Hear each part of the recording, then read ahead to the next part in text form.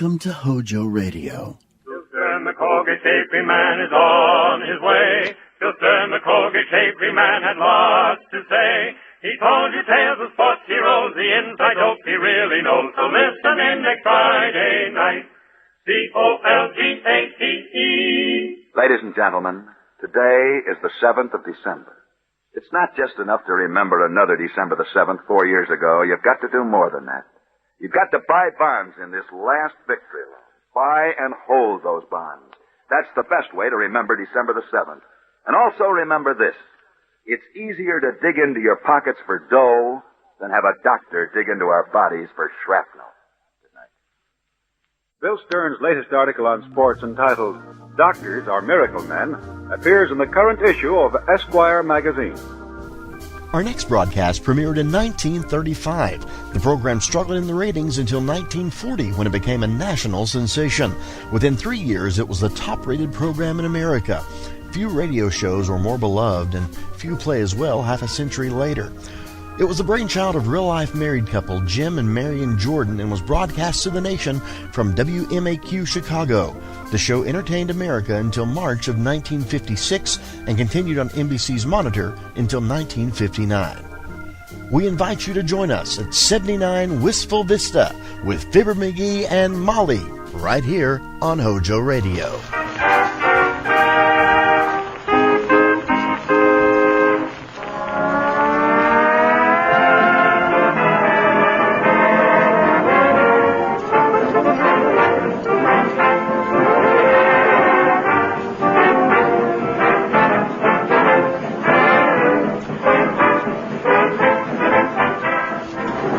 The makers of Johnson's Wax bring you more musical moments of unmitigated merriment with Rico Marcelli's orchestra, Ronald Mansfield, Charlie Wilson, the Johnson Merrymen, and Marion and Jim as those gay and garrulous gadders, those gasoline gondoliers, Fibber McGee and Molly.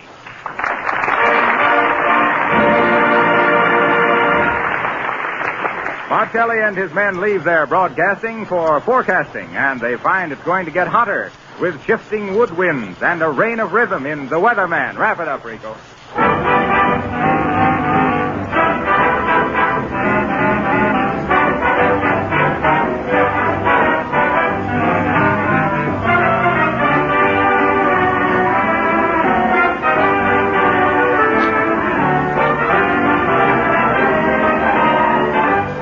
In the midst of this sparkling music, let me remind you that now is the time to wax your car. Your family, your friends will be proud to ride with you when your car sparkles and gleams with a Johnson Wax polish.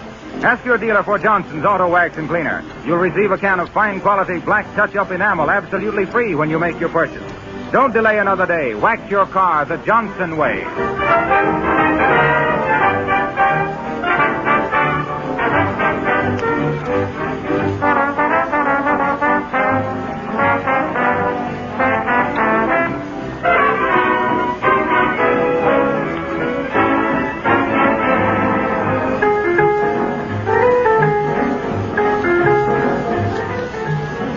Where the man once the skies were blue. Now he stays cold and gray. Won't you push the clouds away? I can't endure the temperature. Where the man I depend on you. In my heart there's a chill where there used to be a thrill. I need my gal, you weatherman. Blow in the blowing, I can't shiver. My thoughts are going down to the river. For me, do something for me. You know my share of the weather is long overdue. Weatherman, see what you can do. Take the sun, make it shine. Find my gal and make her mine. Or change your plans.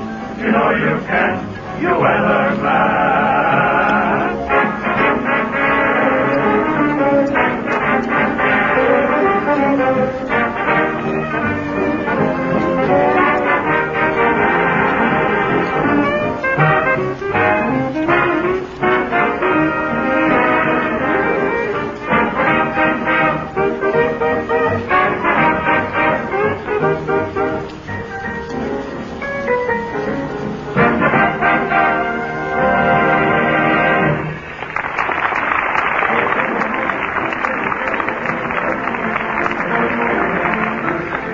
Remember what the poet sang? A loaf of bread, a jug of wine, and thou? Well, that's Fibber McGee and Molly. Two loafers, bread, a chug of the motor, and thousands of miles behind them. They come in sight of a new real estate development.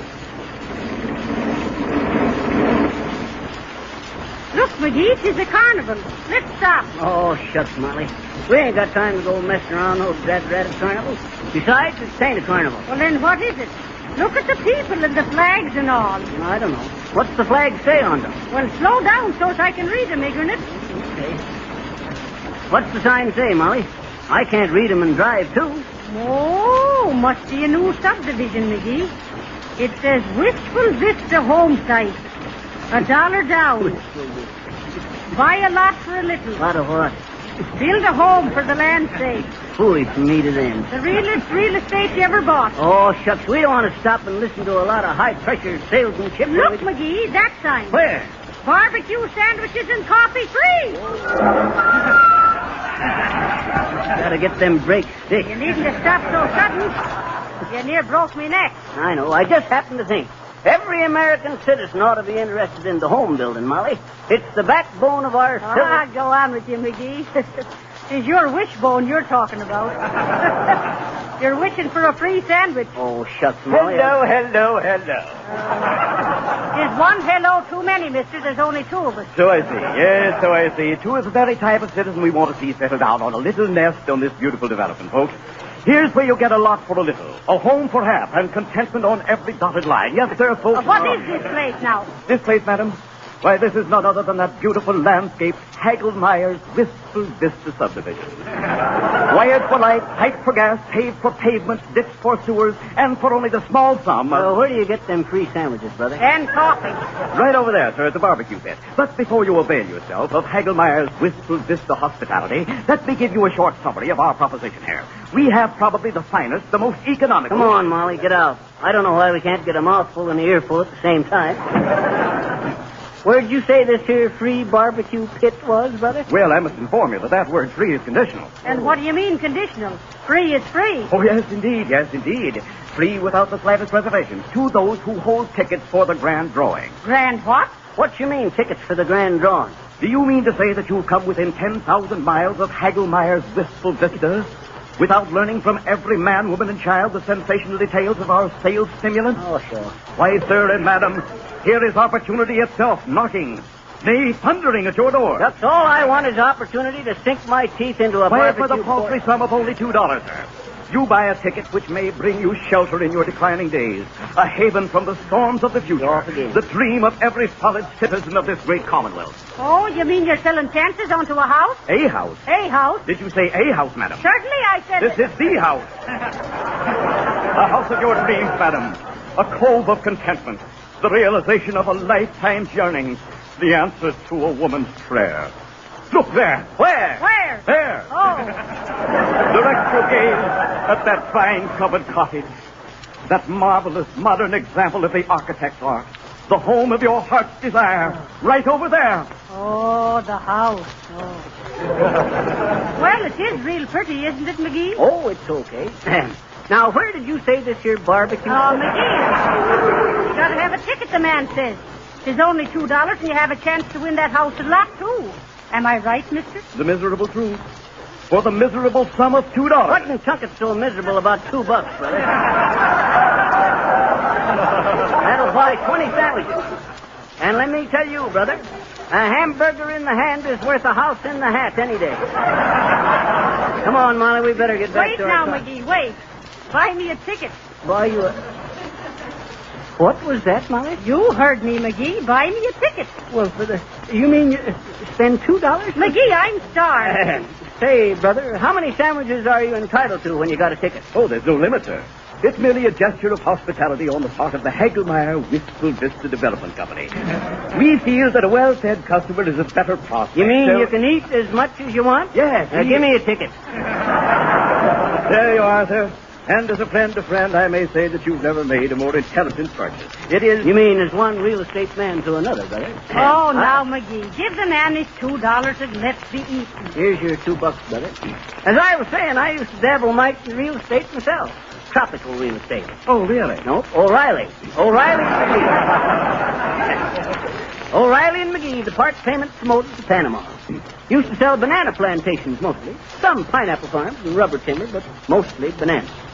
Still, you should ought to seen the work we done on the pineapple plantation. But if you'll excuse me, You sir, ain't prying into my business a bit, brother. Always glad to share my experience with another real estate man. As I was saying, you should have seen the O'Reilly and McGee part payment promotion of pineapple plantation. Oh, now, McGee, the man Wants to hear about how I done her. I know. You see, brother, I was probably the leading banana land promoter in Panama at the time. Banana oil, McGee. Banana oil. No, banana land.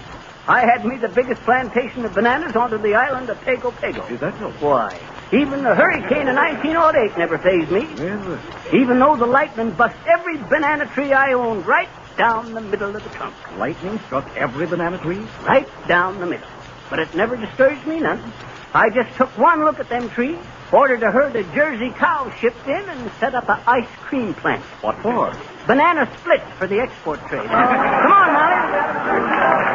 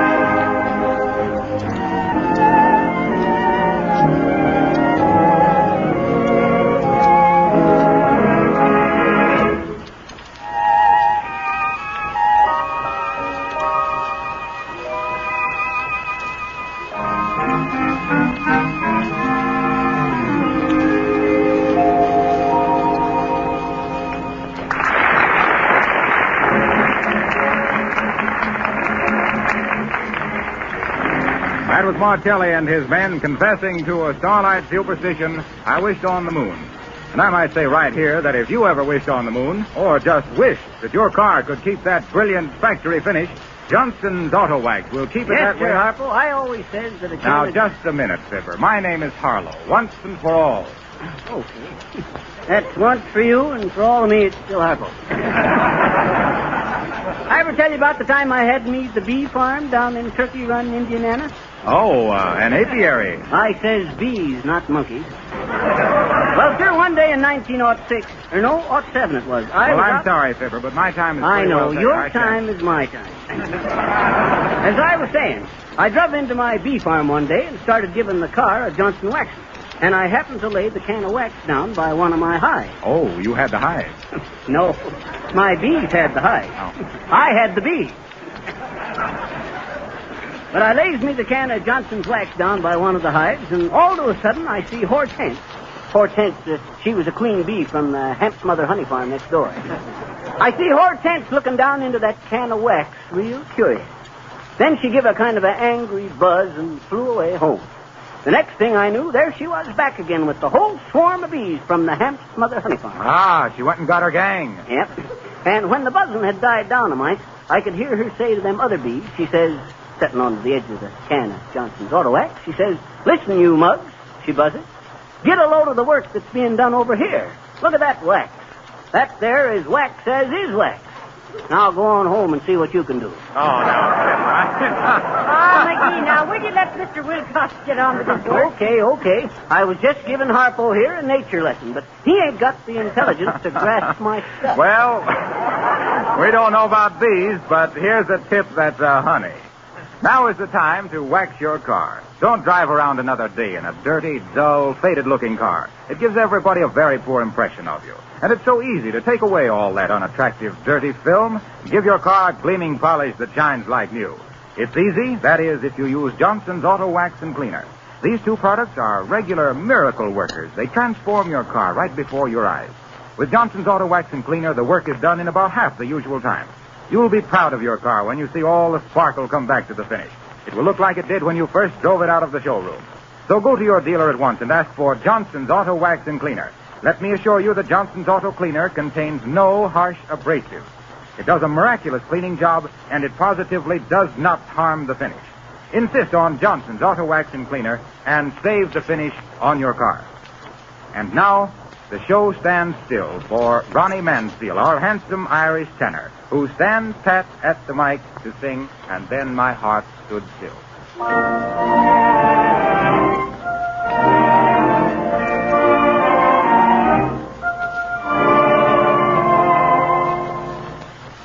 I took one look at you, that's all I meant to do, and then my heart stood still. My feet could step and walk, my lips could move and talk, and yet my heart stood still.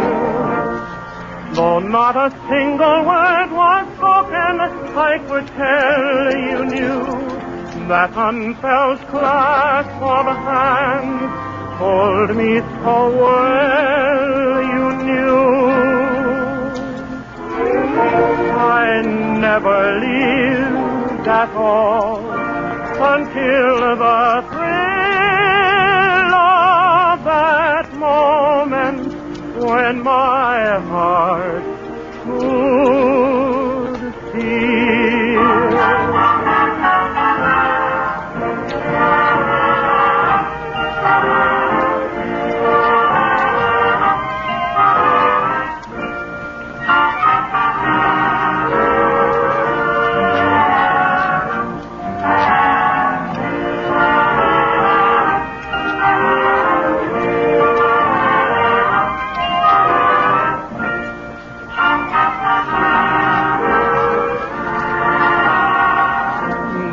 Not a single word was spoken, I could tell you knew that unfelt clasp of hands told me so well you knew.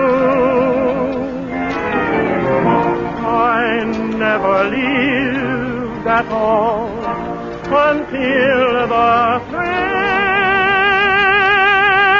of that moment when my heart stood still.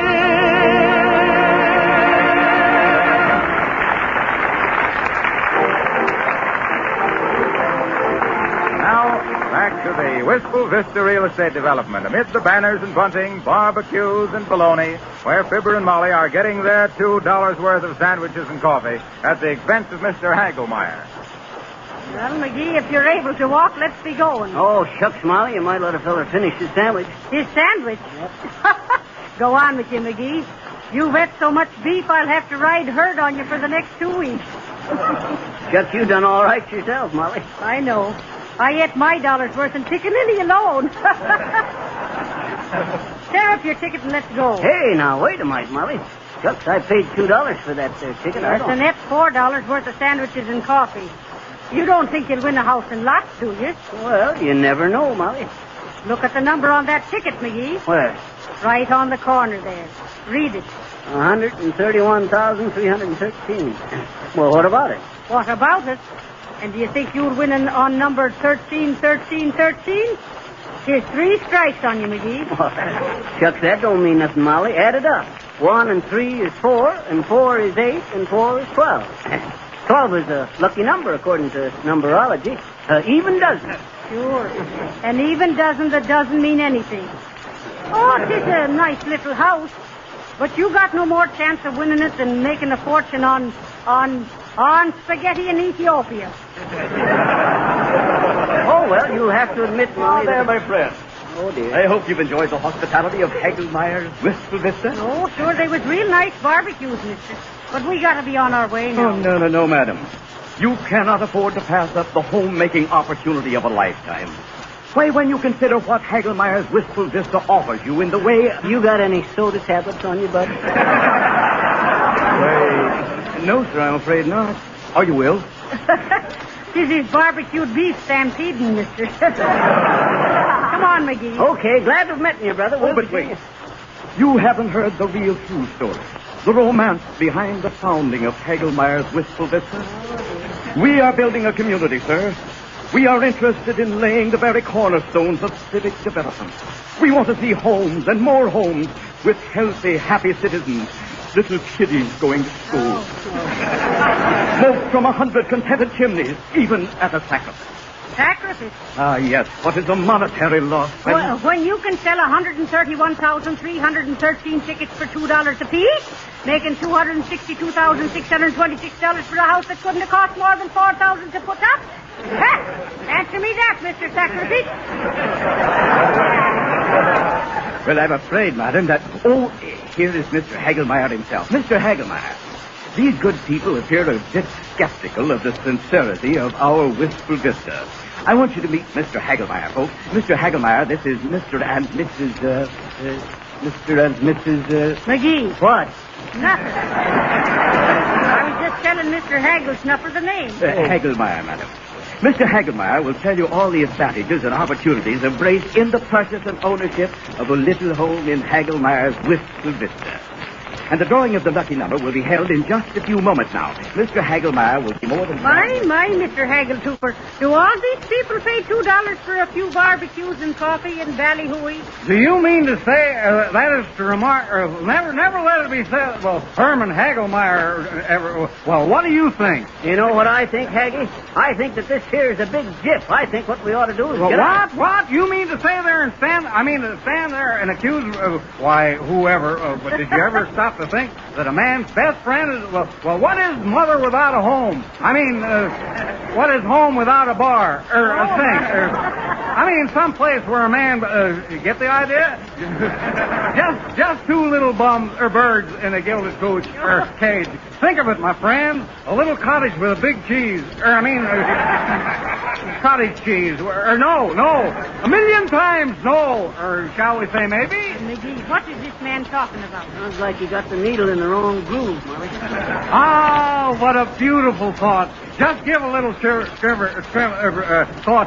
but think of the twilight. A little home in the sticks, or rhubarb, or suburbs, covered with mortgages, or ivy, poison ivy, or no, that was, and a cheerful fire, no insurance. A fire in the fireplace, a kettle singing on the stove, or home on the range, and a little wire-haired wife, a beautiful young pup, and the kitties. Ah, two charming little golden-haired brats. What a beautiful picture. Who says is that Hagelmeyer builds bum bungalows, frame house, or stucco. I'll stuck to stick on my friends. I mean, am I hearing right, Molly, or maybe I ate one sandwich too many? Oh, look, McGee, the crowd's going over there for the raffle. Come on, let's see who won. Okay, Molly. Probably be the cousin of Hagelmeyer here. Sir, you are either on Jack or injecting. Well, look. Think of owning a title free. A little love note, or fig note, or love nest, and remember that old limerick, or poem? Let me live in the road by the side of, let me carouse by the side of, under the village oaksmith tree, the blackface, skip it. All I can say is that when you build with Hagelmeyer, you'll always regret, it'll never be, you can depend on why there's not the slightest foundation. That's just what I thought. Come on, McGee, they're drawing numbers. We'll see you later, Mr. Higginpotter. Certainly not, sir. Yes, indeed. You can never depend on Hagelmeyer. You can always get what you want to find out what that there feller builds houses like he talks. You could park your car in the attic and shingle the cellar. Oh, be quiet, McGee. They're making an announcement. Ladies and gentlemen, the grand drawing is about to take place. Have your tickets ready. The lucky winner will receive, absolutely without cost or expense of any kind, free and clear title to the beautiful little home you see to my right. To those who do not win, we offer special bargains in home sites, homes designed and built on the beautiful Hagelmeyer Wistful Vista. Just a minute now, while the charming Miss Susie Gloss, who was elected Miss Wistful Vista of 1935, draws the lucky number. Oh, dear. And us holding on to ticket number 131313. Quiet, Molly. I want to see if old Hagelmeyer wins it himself. Ladies and gentlemen, your kind attention, please. The lucky number has been drawn. The number that wins this beautiful example of the home builder's genius is none other than 1028. 1028. Will the lucky winner please step right up to the platform here? Well, McGee, at least we had our barbecues and coffee. No, shucks, the roof probably leaks anyway. What's the Tear up the ticket, McGee. 113 is bad enough, but 3. Attention, please, ladies and gentlemen. Hey, wait a minute, Molly. Maybe we got pie coming. Correction here. A correction, ladies and gentlemen. Number 1028 was not eligible for the prize as it had been turned in and the money refunded. Another number has been drawn. It is number 131,313. McGee! McGee, did you hear? It's our number, McGee. It's our number. McGee, what's the matter with you? Shucks, Molly. McGee! Oh, there's somebody. He's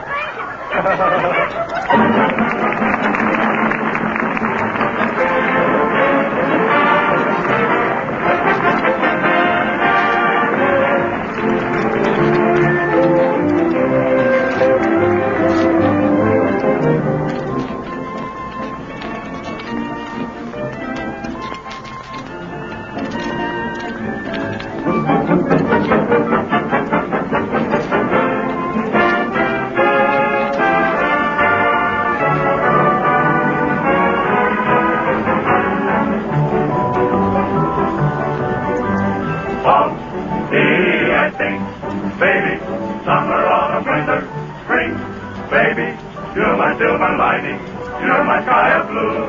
There's a love light shining just because of you. Oh, see, I think, baby, you have got that certain thing, baby. Shining star and inspiration worthy of a mighty nation. Oh, D.I.C.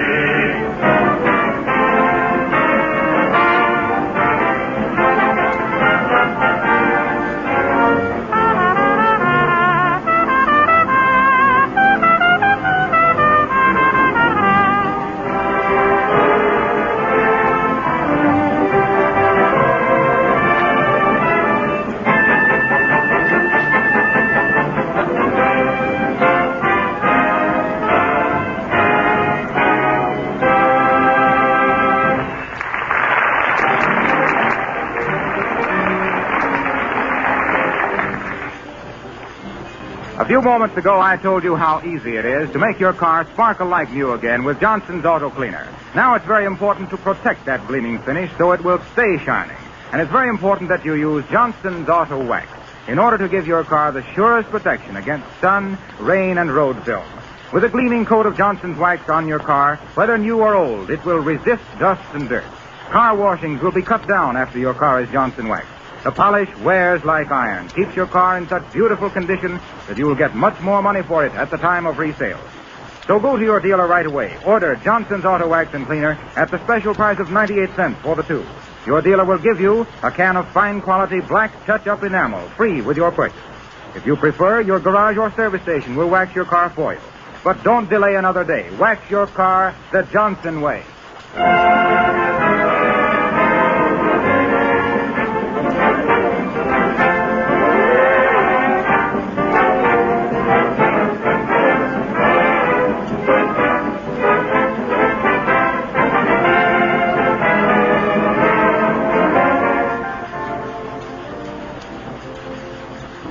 So there you are until next Monday night at this same hour on NBC. Remember, NBC. N be sure to specify the genuine Johnson's Auto Wax and Cleaner. NB safe. Oh, and NB. This is Harlow Wilcox speaking. Good night.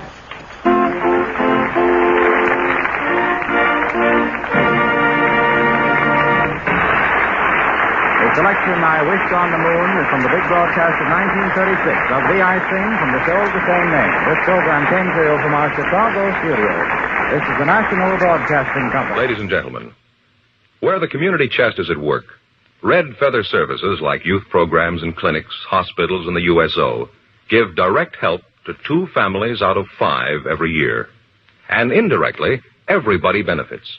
Because community chest services make America's cities and towns healthier, happier places to live. So give generously to your community chest. Pledge enough for all the community campaigns that are united under the Red Feather banner. HOJO Radio, we're your old-time radio headquarters. Stay tuned.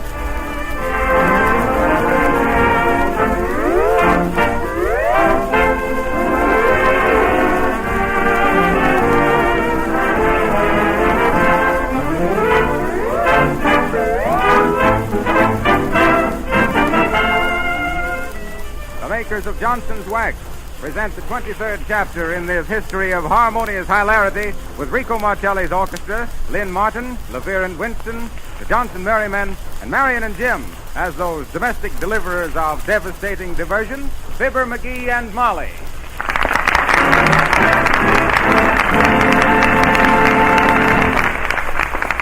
Rico Marcelli's fine band gets some vocal assistance from that dandy octet, the Johnson Merrymen, which makes it fine and dandy. Wrap it up, Rico.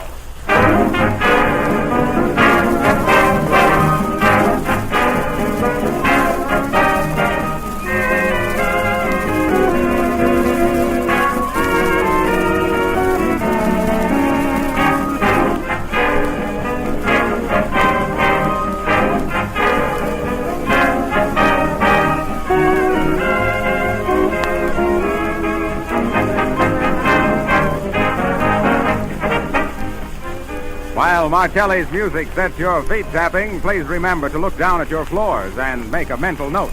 Johnson's Glow Coat will give a marvelous polish to your floors and linoleum, keep the surface shining for weeks at a time, and save you all the work of rubbing or buffing. It's the finest no-rub floor polish that can possibly be made. Johnson's Glow Coat.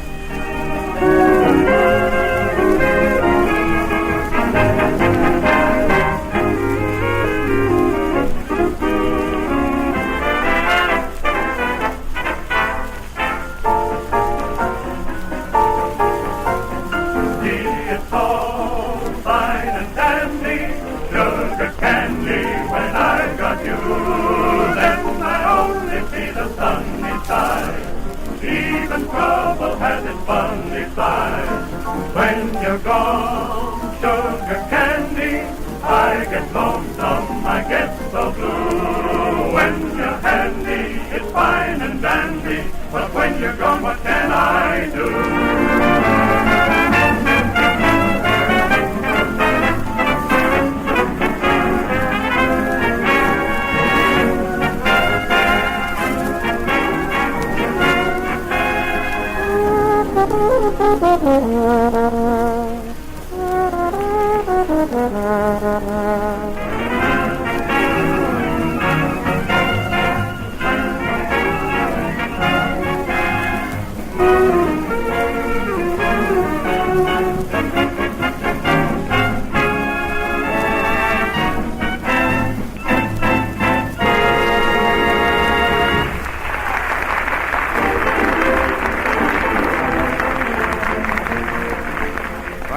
considering that this makes 23 times we've joined the Merry McGees, we'll just skidoo down to 79 Wisco Vista and see how they're getting along.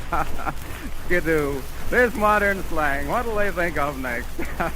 Well, we find Molly paging Fibber from the dining room. Fibber! Oh, Fibber! Maggie! Yes, my love. Yes, my love. You calling me, Molly? Well, why don't you answer when you're spoken to, McGee? I didn't hear you, Molly. That is, I didn't hear you the first 2 times you called. Well, come in here and give me a hand putting up the curtains now. Well, Oh, who might that be at the door now? if that ain't just like a woman. Can't answer a doorbell or open a letter without holding a guessing contest first. Well, ain't you going to see who it is, Molly? Oh, dear, me in an apron. How's me hair, McGee? Huh? How's me hair, McGee? How does me hair look? Oh, your hair. Why, it looks okay, Molly. Shucks, you won't be bald-headed for a long time. Don't you worry none about that, Molly. Oh, dear, I suppose I'll have to answer it. Take your feet off of the chair, McGee, and try and look respectable whilst I go see who it is. Okay, Molly. I had a pig and his name was Herman, grunted in French and Swiss and German. Rodeo, rodeo. Where'd I put them matches? Oh, yeah. Herman chewed off his tail with a limb. 'Twas always behind, but twirly for him. Rodeo, that rat for that. Gotta get this pipe fixed. Come right in this way, Mr. Bartleford. Fibber, this is Mr. Bartleford. Me husband, Mr. Bartleford. How are you, Mr. McGee? I'm tired, brother. How's yourself? Splendid, thank you. You working your way through college? On account of if you are, I might as well tell you, I won't have time to read no magazines till I catch up on the Sunday paper. You see? Huh? Mr. Bartleford is from the Chamber of Commerce. Sit down and make yourself comfortable, Mr. Bartleford. Thanks. You betcha. Sit down and build yourself a lap, sporty. What can I do for you? Well, Mr. McGee, I'm a committee of one representing the Chamber of Commerce to welcome you and Mrs. McGee to our little community. Oh. I'm authorized to extend the hand of fellowship and give you the keys to the city. What's the matter? They lock it up every night? Oh, no. That was just a metaphorical expression. Now, we want you to feel at home in our shops and public buildings, our churches and our schools. Oh. And, well, personally, I might say that as proprietor of the Bortleford Bon-Ton Bootery, I'll be very glad to see that you're taken care of in the matter of footwear. Oh. Now, we're having a special sale this week on shoe trees, socks, insoles. Just a mite there, Borty. You a shoe man, you say? Yes. The Bortleford Bon-Ton Bootery, you know, on Main Street right next to the... Well, tap me with a tombstone, brother, if that there ain't funny. Well, what's so funny about that, McGee? Yes, I failed to see the...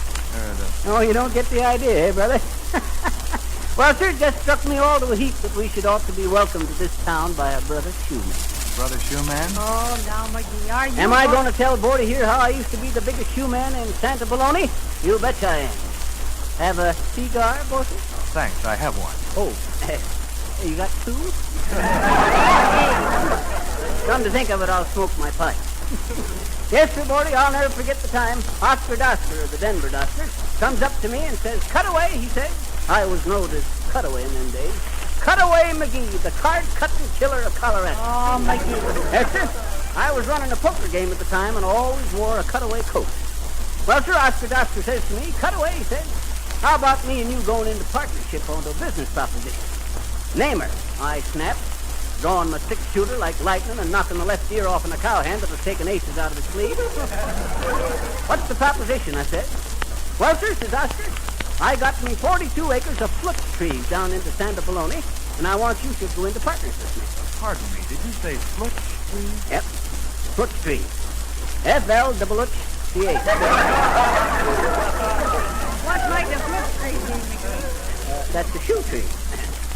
Now, Borty here speaking the shoe trees into his store reminded me of it. The natives all calls them shoe trees. The scientific name for them, though, is Fluxius bothfootius. What say, Molly? I'm Clay the Ipse Adderley, McGee. Huh? That's the scientific term for we'd better be hanging the curtain.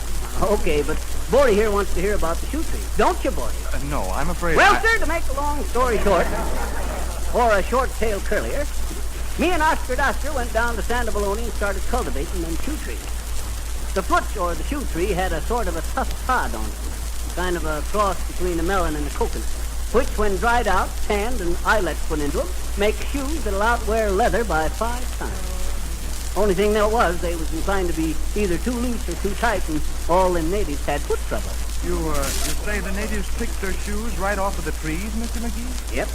You see, our problem was to cultivate these trees so that we could get any size shoes off them. Any size and any color. So we cross-grafted the foot trees with the redwood trees for big shoes and peanut plants for little sizes. Wasn't long before we could go out into the foot orchard and pick off a pair of shoes any size, from 2.5 AAA to 14 quadruple D. The best time to pick them was just at dawn. I see. You shot them at sunrise. Yes. Oh. Shot them at sunrise. I didn't get it at first. Mr. McGee, I should think there would have been a great demand for riding boots down in that country. They was. That's why we had a special tree grafted from horse chestnut trees and grew the finest riding boots you ever seen. We got carpet slippers from hickory grass. Hickory being real rugged.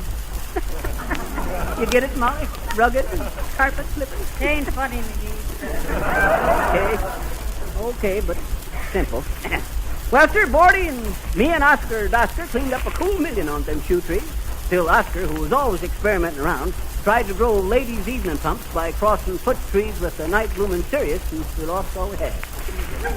Then a forest fire cleaned us out, all over a couple of trees. But hey, you ain't going, are you, Bordy? Well, I'm afraid I must be going, Mr. McGee. It's been a very interesting afternoon, I'm sure. Good day, Mr. McGee. Good day to you, Mr. Bortford. When I need some shoes, I'll be in. Splendid. I hope to see you both. By the way, Mr. McGee, huh? What happened to the 2 shoe trees you managed to save? Oh, them. Oh, shucks, I give them to Oscar Doster. Yep. He took them down to Central America to a friend's plantation. Plantation? Yep, a rubber plantation. He's trying to raise shoes with rubber heels. Well, drop in again, Bordy. So long.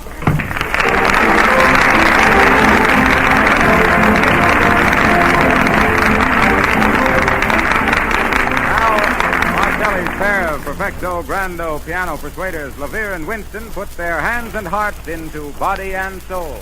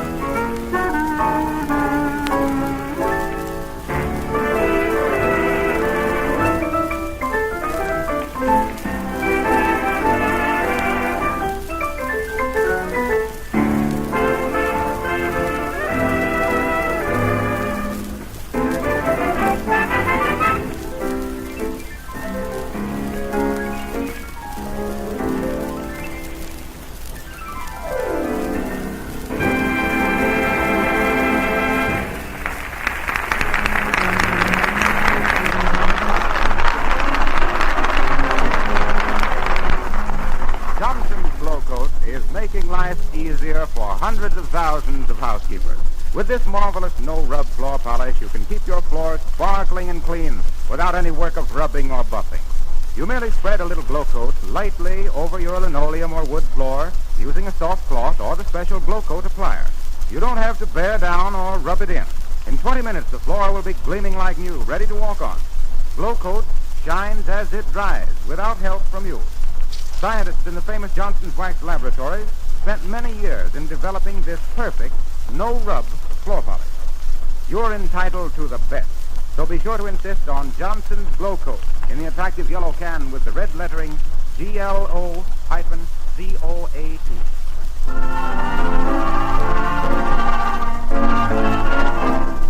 Now little Lynn Martin, assisted by the Johnson Merrymen, makes what we might call a croon session. I'm in the mood for love. We're just in the mood to hear about it. Lynn Martin.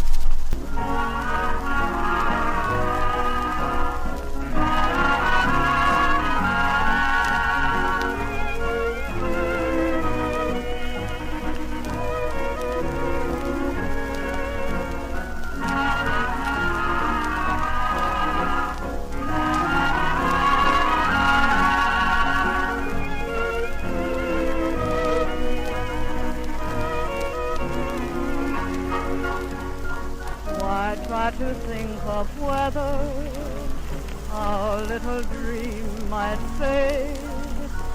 We put our hearts together, now we are one.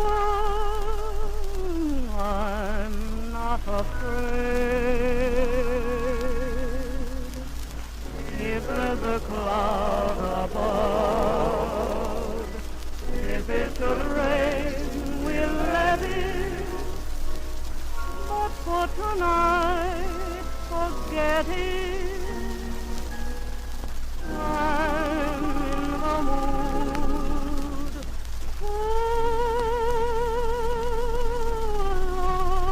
I'm in the mood for your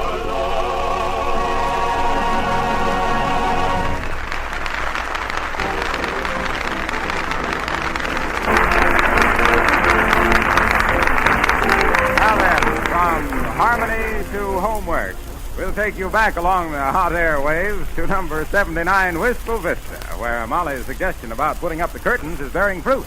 Did we say fruit? Yes, indeed. Take a look at Fibber holding a bunch of grapes.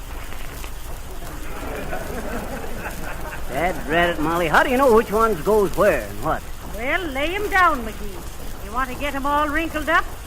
Look now, this one is for this window, and that one is for that window, and this one... Hey, wait a minute. You're getting me all mixed up, so I can't...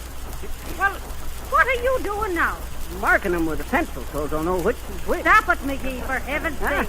For 2 weeks I sew and wash and iron the curtains, and then you want to mark them up with a pencil. Well, shucks, you mark screens for the right window, don't you? Why not mark curtains for the...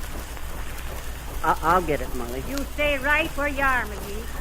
You put the curtains on the rod. I'll go answer the phone. Okay. If it's that there considerable Watson boy, tell him to come right over so he can help. Hello, 79 Wistful Vista, Mrs. McGee speaking. Oh, yes.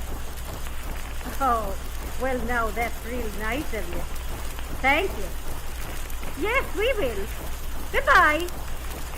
Who was it, Molly? It was the meat market inviting us in to see the store. Oh, shucks. I saw it Saturday. It cost me 82 cents. Well, what of it? It's real nice of him to call and ask for our trade. That shoe man now with his... McGee, what are you doing? Drat it, what you think I'm doing? I'm putting the curtains onto the rod. Well, take them off again and put them on the right rod. The narrow curtains go on the short rod. The wide curtains go on the long rod. Oh, shucks, what in tongues is the difference? And don't drag them on the floor, Riggerness. Okay, but I can't keep holding them up over my head like this all the time. You won't let me fold them or lay them down no place. Here. Here's one all ready to hang up. Bring the step ladder. Oh, I'll just stand on the chair, Molly. I can reach. And scratch the chairs all up. You'll do nothing at a time, McGee. Bring the ladder. Well, Dad, rat it, why? Bring the ladder, McGee. Let's say I get the ladder, Molly, huh? Well, it's about time you use your head. Use my head? You don't use your head on the step ladder, Molly. You use your feet. Don't you get it, Molly? I said... Ah, ain't funny with you. Okay. Bring the ladder here. Looks very solid to me, Molly. Well, you're no primo canora. Climb up and I'll hold it then. Okay. You'll find my insurance policy into the left-hand drawer of the table there, Molly. Be quiet, McGee. Can you reach? Yep. Hand her up. Here it is. Hey, hold that there ladder, will you, Molly? These here curtains make it that poor patch. Now, hold it now. Why, it seems real good to have curtains up once more. It never seems like home till the rugs are down and the pictures hung and the curtains up. Home. Just this here's a CCC camp. I've been working till my hands... A CCC camp is right. Yeah. CCC for cussing, complaining, and curtains. Dad, Braddock, leave the receiver off the hook. Sure, and have the phone company come out here to see what's wrong? It's probably the drugstore soliciting our business. Hello, 79 Wistful Vista, Mrs. McGee speaking. Baker's Bakery? Oh, Baker's Bakery. Oh, yes. No, not today. Oh, sure, we'll be in. Oh, thank you. Goodbye. That was the bakery, McGee. Oh, it was. My, they must want our trade. They're sending over some baked goods complimentary. Now, what do you say to that? I say, looky, here comes Cookie. Hold that ladder, Molly. I got it all right, McGee. I got it. I can make me a better ladder than this here one with a handful of matches and a piece of chewing gum. Now, hand me the curtain, Molly. I'll try and get it. You stay up there and stand still now, McGee, whilst I answer the phone. Hey, let me get down first, Molly. Don't let go of me. Hey, hold on. Nah, you'll be all right now, McGee. Just stand steady. Hello, 79 Wistful Vista, Mrs. McGee speaking. Who? Oh, the dry goods store. What's special today? How much the yard? Hey, Molly. This your ladder's shaking like it. Hey, Molly, I'm falling. I got back there. You're always clowning the minute me back is turned. Hello? Hello, dry goods store.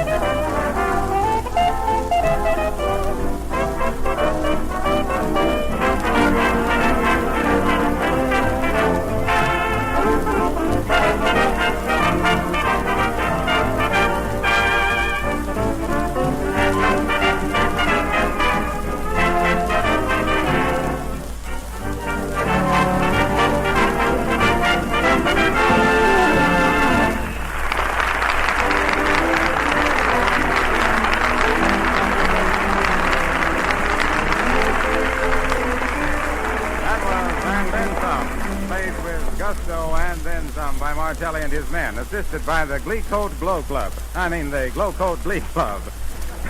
Otherwise known as the Johnson Merrymen. And I might add that you'll join the Johnson Glee Club yourself once you try Glow Coat. If you're tired of having floors that always look a little dull and dingy, and if you're weary of constantly having to scrub your linoleum, then you'll be simply delighted when you try Johnson's Glow Coat. This easy-to-use, no-rub floor polish works like magic. Dries in 20 minutes to a beautiful bright polish while you're thinking about something else. You never have to do any rubbing or polishing when you use Johnson's Glow Coat. And once it's on, your linoleum and floors stay clean and shining for weeks at a time. Dirt and dust can't cling to the bright, protective polish. By the way, your dealer's offering you a very special price. A can of Johnson's Glow Coat and a long-handled plier at a saving of 1/3 the regular price. Just try some Glow Coat on your floor tomorrow and see what a difference it makes.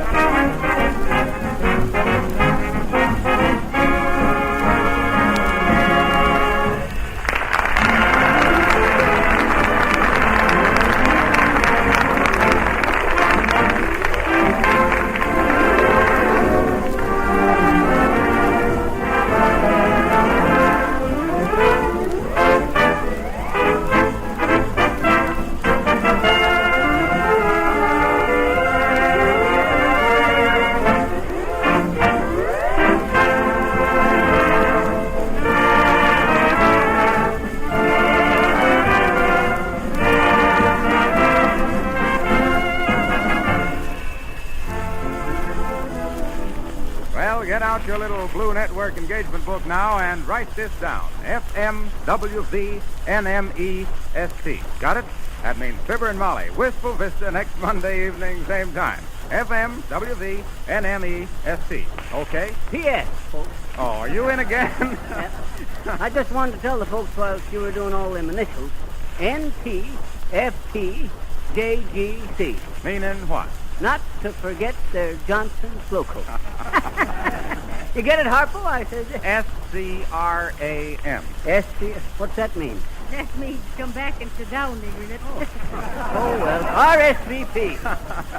RSVP, says Fibber, meaning receiving sets very prompt at 7 next Monday evening. Until then, remember, the best housekeepers the country over use Johnson's Wax and Johnson's Glow Coat to save themselves work and keep their homes shining and clean, just as the most particular car owners keep their cars sparkling like new with Johnson's Auto Wax and Cleaner.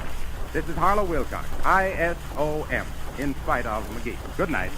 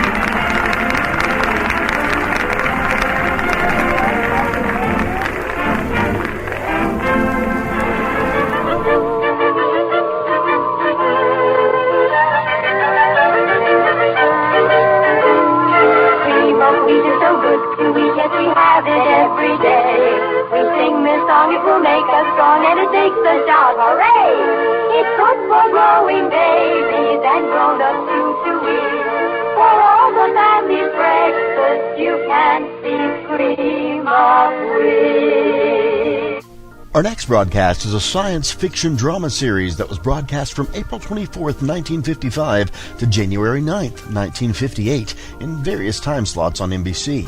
Known for its high production values and adapting stories from the leading American authors of the era, it has been described as one of the finest offerings of American radio drama and one of the best science fiction series in any form and medium. We present to you X-1 on HOJO Radio. Countdown for blast off. X-5, 4, 3, 2, X-1, fire.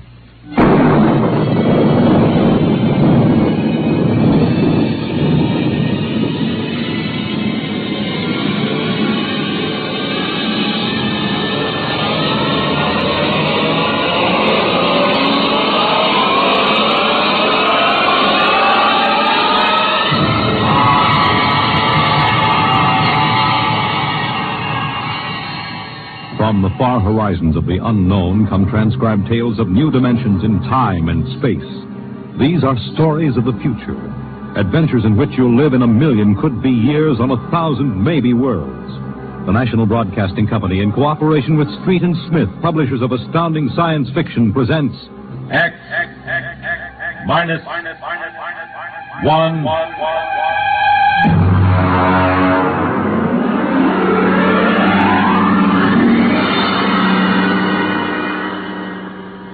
Tonight, the Ray Bradbury story entitled, And the Moon Be Still as Bright.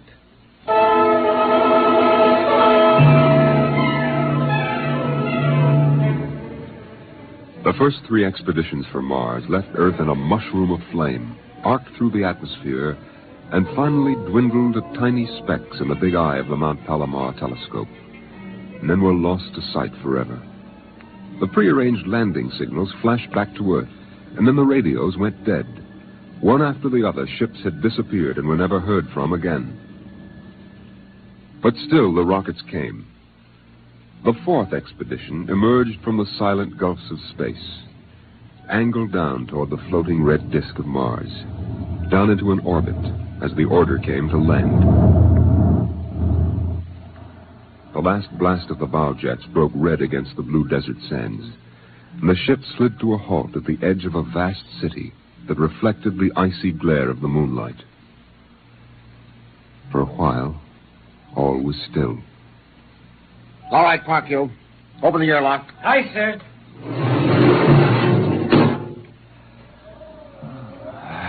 Fresh air. Hey, it's cold out here. Who cares? We got here. I thought I'd never hit solid ground again. Hey, how about a fire, Captain Wiley? It's freezing. Later. We have work to do. Oh, smell that air. Why, you could get drunk on it. Say, there's an idea. Why don't we break out a bottle and celebrate? Biggs, there will be no drinking done till we're secured. But we're landed, Captain. 3 other expeditions landed and disappeared within 24 hours. Now, we're not relaxing security till we find out what happened to them.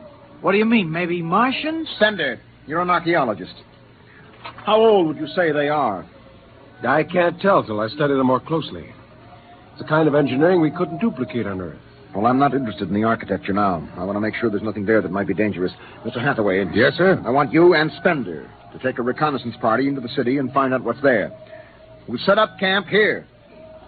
No man is to go more than 50 feet from this rocket. And there'll be no celebration till Hathaway and his party report back.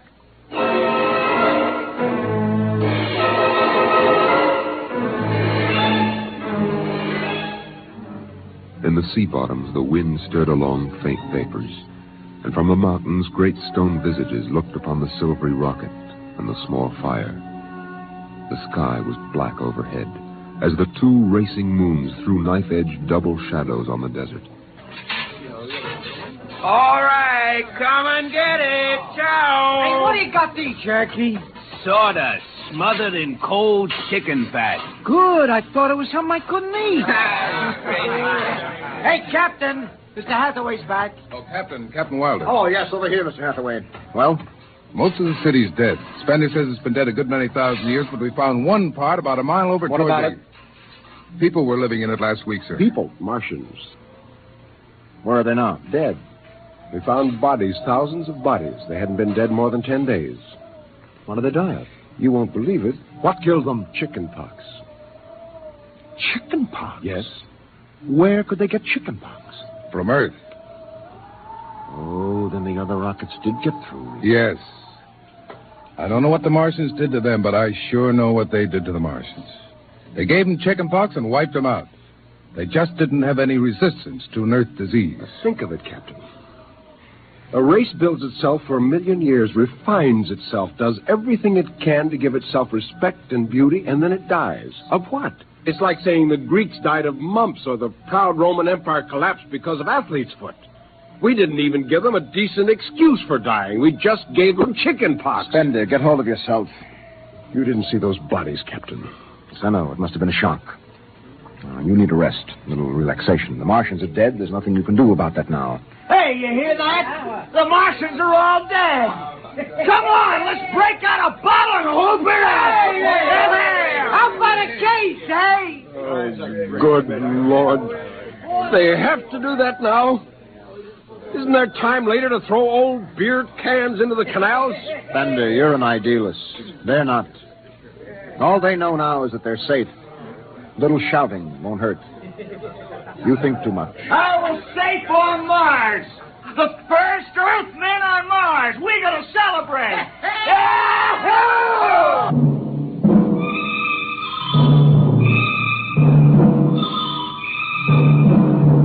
20 bottles were opened and drunk. The voices got louder. The earth laughs and shouts echoing across the empty Martian sands. Spender listened to the wind over his ears, cool and whispering. He felt the land getting cooler. The stars drew closer, very near. The air smelled clean and new. He looked at the cool ice of the white Martian buildings over there on the empty sea lands. Oh, what a woman! Oh. Hey, what do we do with these empty bottles? Save them, stupid. There's a 2-cent deposit. Throw them away! Hey, wait. How about that building? 2 to 1 on a buck, I can heave one right through that window. You're on. All right, here goes. Bullseye! Hey, double or nothing on the next shot. Put that bottle down, Biggs. Who's there, Mr. Spender? Stop smashing those windows. What's the difference? The planet's ours now. I guess I can do anything with it I want. Drop that bottle or I'll knock your teeth out. Yeah? Hey, just watch me. I warned you, Biggs. Come on. What's going on here? Spender! I hit him. He's crazy, Captain. He just walked up and slugged me. All right, Biggs. Spender, you come with me. Now, suppose you explain. What was the idea?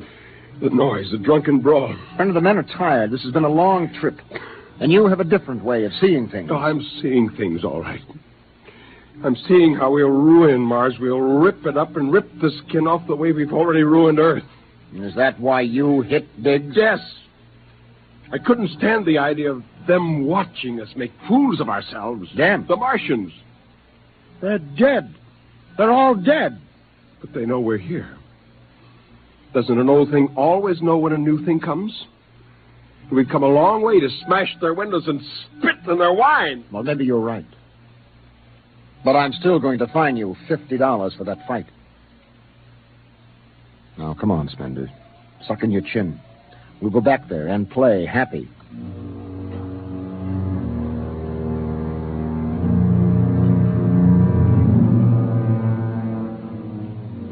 Now they moved out into the moonlight across the desert. They made their way into the dreaming, dead city. The light of the racing twin moons glinted on the barrel of a pistol, the long blade of a machete, the round, gurgling shape of a raised bottle.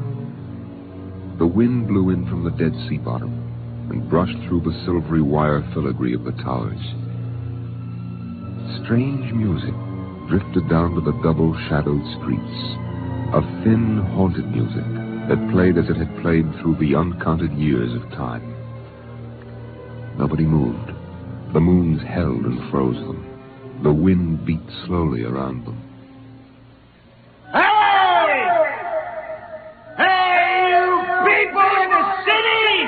Biggs.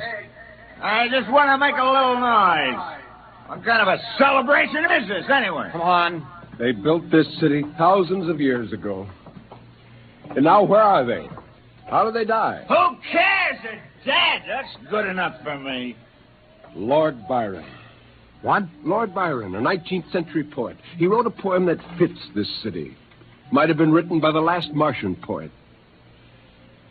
So we'll go no more a-roving so late into the night. Though the heart be still as loving, though the moon be still as bright. For the sword outwears its sheath, and the soul outwears its breast. And the heart must pause to breathe, and love itself must rest. Though the night was made for loving, and the day returns too soon, yet we'll go no more a-roving by the light of the moon.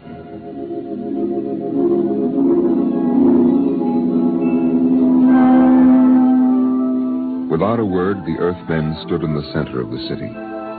It was a clear night. There was not a sound except the music of the wind. At their feet lay a tiled court, worked into the shapes of ancient animals and images.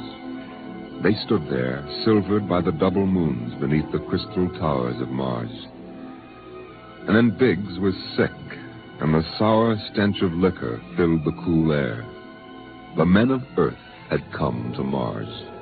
And Spender turned and walked away into the city, alone in the moonlight, never once stopping to look back.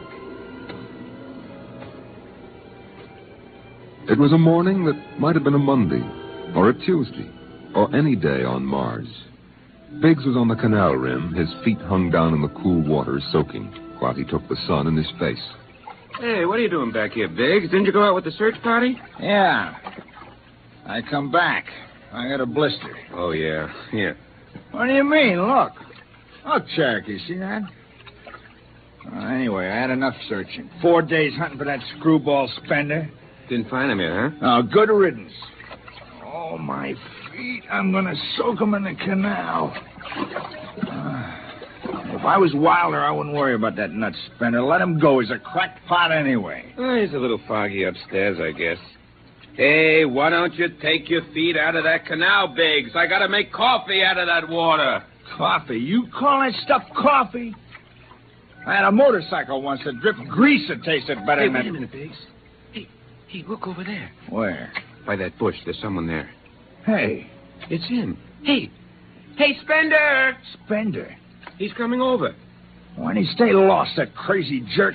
Hi, Spender. Long time no see. Hello, Cherokee.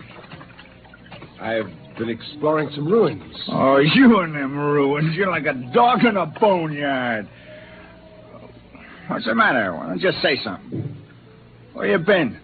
Up in the hills. What would you say if I told you I found a Martian? Oh, yeah?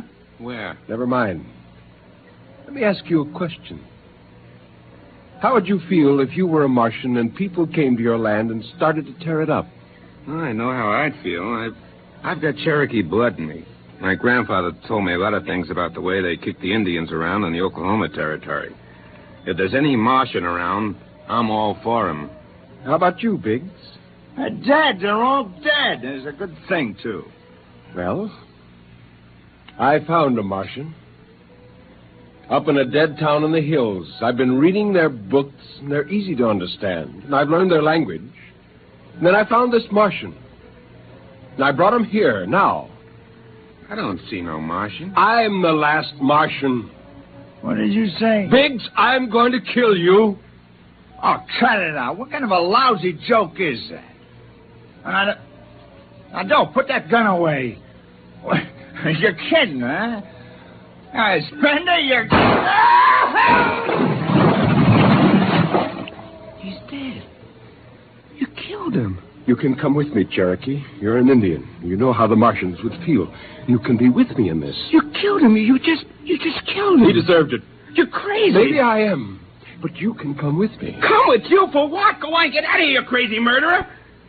Of all of them, I thought you'd understand. I thought you'd remember what happened to your own people. You get out of here, you crazy murdering... Don't reach for that gun.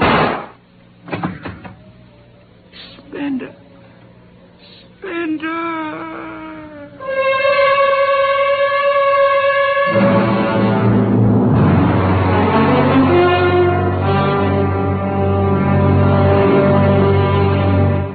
Hathaway, break out the arms locker. Issue pistols, rifles, and grenades. Yes, sir. And you'd better get the Bible out of the navigation chest. We have to bury these two.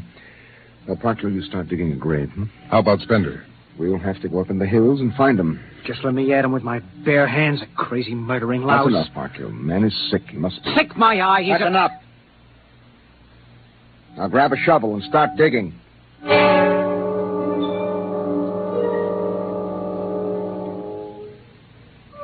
Spender saw the thin dust rising in the valley, and he knew the pursuit was beginning. The sun burned farther up the sky, and the blue sand drifted lazily across the sea bottom below. He sat beside a quiet pool 10,000 years old and held the silver book. Through the house played the strange wind music of ancient Mars, and he heard voices whisper in his mind.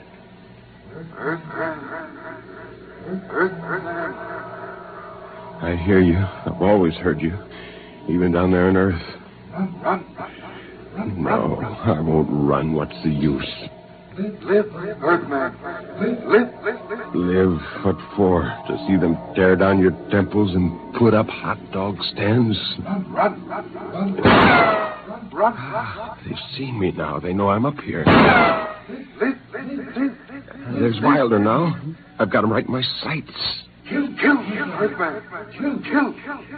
Funny, he hasn't ordered them to use grenades. They could lob one right up here and blow me to bits. Yeah, maybe the captain thinks I'm too nice to be blown to bits. He wants my death to be clean. Just one bullet hole in me, nothing messy. And why? Because he understands me. Kill. The only one in the crew who ever did. Well, at least I can do the same for him. Just one bullet in his head, a nice clean death. All I have to do is pull the trigger and I... It's no use. I can't do it to him. Spender! Can you hear me, Spender? I hear you, Captain. What do you want? Talk! Truce! All right. Come on up. Leave your gun down there and keep your hands up.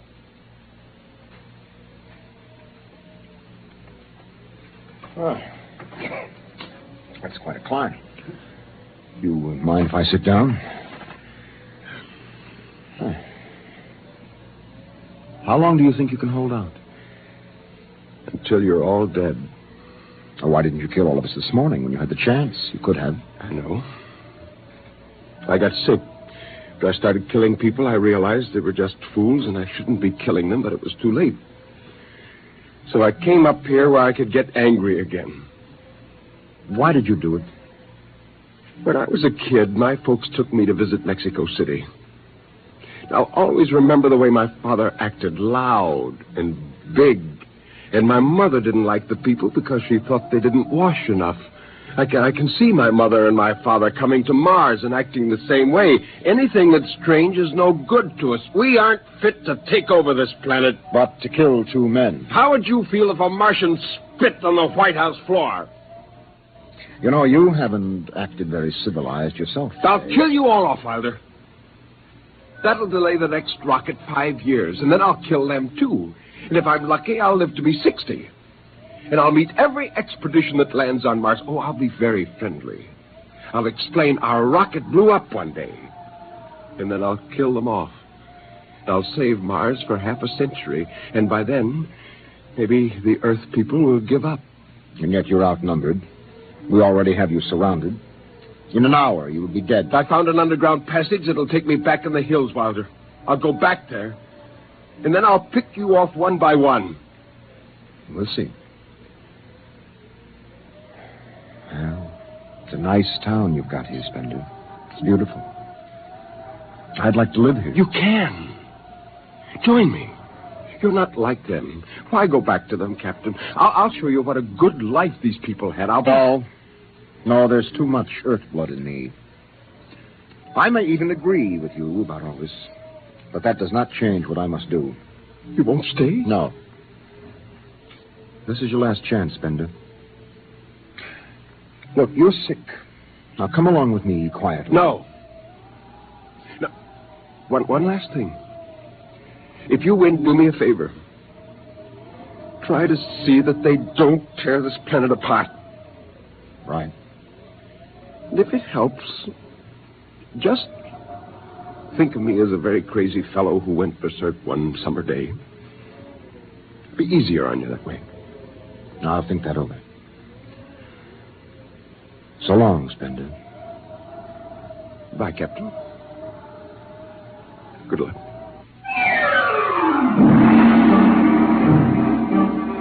The men spread out again, walking and then running on the hot hillside places where there would be sudden cool grottos that smelled of moss, and sudden open blasting places that smelled of sun or stone. The men ran and ducked and ran and squatted in the shadows. I'll blow his brains! Captain Wilder hugged the rock warmed by the sun. He gasped, for the air was thin and not meant for running. Spender lay at the top of a hill, and a gap in the rocks showed the white of his shirt against the shadows. Wilder looked at the towers of the little clean Martian village, like sharply carved chess pieces lying in the afternoon. He saw the rocks, and the interval between, where Spender's chest was revealed.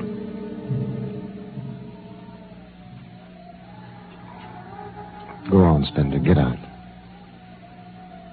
You've only got a few seconds to escape. Go on, get out of the caves. Come back later. You go now. I've got to win this. I've got to think that I'm right and pull this trigger. Go now. Get out. I'll get him! A slug in the head, I'll blow his bloody brains! No, Parkhill! Put down that gun. I'll do this myself. Spender. Why didn't you get out? Why? Why? Why?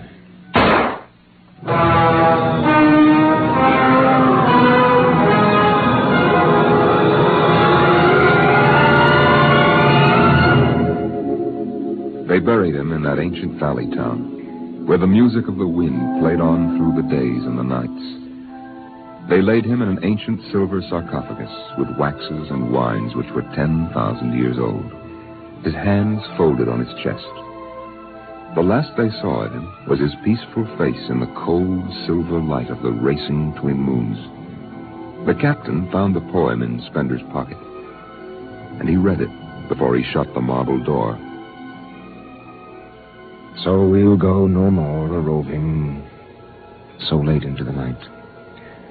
Though the heart be still as loving, and the moon be still as bright. Though the night was made for loving, and the day returns too soon, yet we'll go no more a-roving by the light of the moon.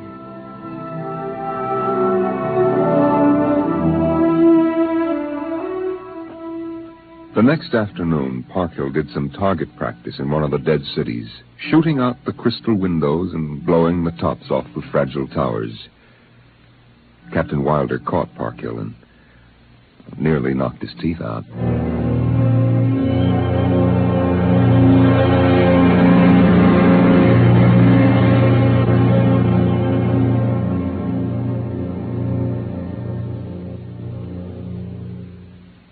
You have just heard X-1, presented by the National Broadcasting Company in cooperation with Street and Smith, publishers of astounding science fiction. Tonight, by transcription, X-1 has brought you the Ray Bradbury story, And the Moon Be Still as Bright, adapted for radio by Ernest Kenoy. Featured in the cast were John Larkin, Clark Gordon, Dick Hamilton, Nelson Olmsted, Lawrence Kerr, and Stan Early. Your narrator was Norman Rose. Your announcer, Fred Collins. X-1 was directed by Daniel Sutter and is an NBC Radio Network production.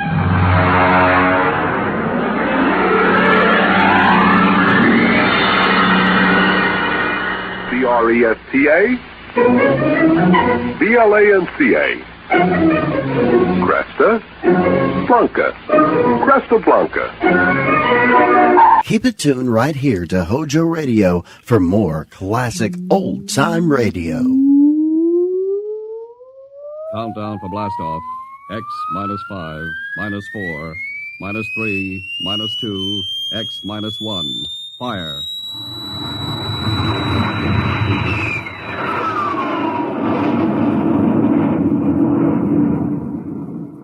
From the far horizons of the unknown come tales of new dimensions in time and space. These are stories of the future, adventures in which you'll live in a million could-be years on 1,000 maybe worlds. The National Broadcasting Company presents X minus one.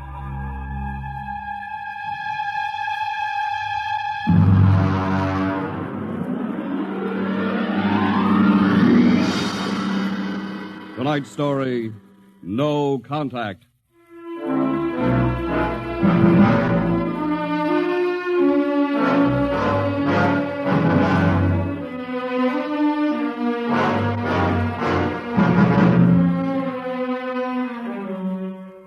It was in the year of 1982 that spacemen first discovered the Great Galactic Barrier. In the past 10 years, rocket travel to the moon and the nearer planets had become commonplace. And then men fixed their sights on a more distant star, the remote planet known as Volta. 5 exploratory ships went out, and none came back, each in turn disappearing mysteriously at the same vanishing point, at an invisible wall somewhere in the vast outer reaches that became known as the wrecker of spaceships, the Galactic Reef. And yet, the explorers refused to admit defeat. It was on June the 2nd, 1987, that the rocket Star Cloud made ready for takeoff, the 6th to attempt to crack the barrier and win through to Volta. Now hear this. Condition green. 2 minutes to blast off. Condition green. 2 minutes to blast off. Well, Lewis, this is it. I don't suppose you'll be needing the ship's doctor up here on the bridge during blast-off. I think not, Smitty. There's little chance of acceleration bends in these new overdrive ships. I'll be in my office then, counting vitamin pills if you need me. It's only a few steps. Good luck, Lewis. Thank you, Smitty. Lieutenant Collier. Yes, sir? You're relieved. You'd better get down to navigation control and take over. Yes, sir. Lieutenant. Yes, sir? We've never flown together before. This is your first flight in a space vessel as big as the Star Cloud. Yes, sir, but I was trained in oversized jobs at the Naval Academy. Well, if you're half as good a navigator as your father was, you'll do fine. Thank you, sir. Did you ship out with my father? I served under him on one of the first rocket runs to the moon. I see. I almost went along on his last trip to the barrier. Too bad about that. Yes, sir. That's all, Collier.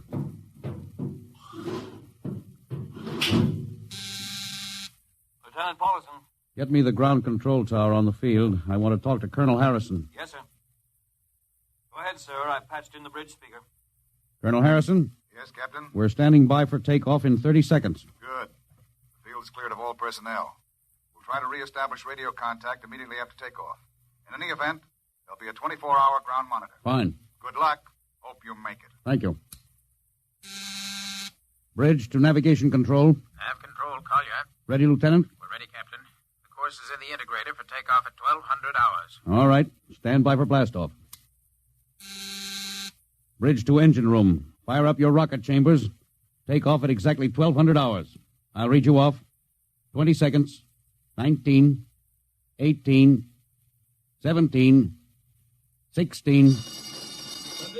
Hold it. Revoke all orders. Who turned in that alarm? Paulson, sir. We've uncovered a stowaway. Stowaway? Where? Hiding in sickbay. Dr. Smithson found him. Have him brought up to the bridge. Engine room, kill your rockets and stand by. Thorson, this is Colonel Harrison in ground control. What's holding you up? Trouble. What's the matter with you? What's the matter with you? There's a stowaway aboard. Stowaway? Yes, I thought your men were supposed to police this base. What's the matter with you? Captain, take it easy. You know what this delay can do to us, don't you? 1 minute later, takeoff can throw us 1,000,000 miles off course. We'll have to reintegrate the whole works. Well, look, how long do you think it'll take Don't bother for me for a while. I'm busy. Stupid idiot. Captain Clausen? Yes, come in, Smitty. Here's your stowaway. I'll court-martial Oh, Charlie. Can you use a good radio man, Skipper? Well, I see you two have met. Met. Skipper and me made 50 trips to the moon together. Didn't we, Skipper? Charlie, if you wanted to come along, why didn't you volunteer? I did, Skipper. They turned me down. Well, what's wrong with you? Acceleration bends. They said my arteries wouldn't stand another trip. Oh, I'm sorry to hear that. But they're wrong, Skipper. I got one more good trip in me. Listen, Skipper, you know that these green kids, they don't know the first thing about space radio operation. Now, you put a man like me on, and I'll be getting you bedtime stories from Mars. Charlie, you know the regulations as well as I do. I can't take you much as I'd like to. Colonel Harrison will murder me for this. Well, I'm sorry, Charlie. I'll have you put aground. I'll tell you what, I'll ask Harrison to put you on as ground radio contact, and it'll seem as if you're right here with us. He won't do it, sir. Well, he'd better. I'll have him busted to corporal for letting you sneak aboard. Look, Charlie, you better be off. Paulison. Yes, sir. I'm sending this man aground. Give him time to clear the launching platform. Yes, sir. So long, Charlie. I'm sorry. Good luck, Skipper. I thought you were going to have him drawn and quartered. If it had been anyone else, I would have, Smitty. But Charlie, well, he's kind of special. He's been with me since my first command when we began the regular run to the moon. And if he wanted to come along this time, well, it's only through loyalty to me. You know, Lewis, I didn't realize it before, but you're almost human. Captain Dawson, nav control, Collier. Oh, yes, Lieutenant. How badly are we fouled up? Can you recalculate the course, or shall I cancel the takeoff? I've already plotted a new course on the integrator, sir. If we take off in exactly 30 seconds, we'll need to correct for only a 1-degree deflection. I can do that before we breach the stratosphere. That's quick work. Are you sure? Yes, sir. Positive, sir. All right, Collier. I'm putting it in your hands. We'll blast off on your signal. Bridge to engine room. Prepare to blast off on navigator's signal.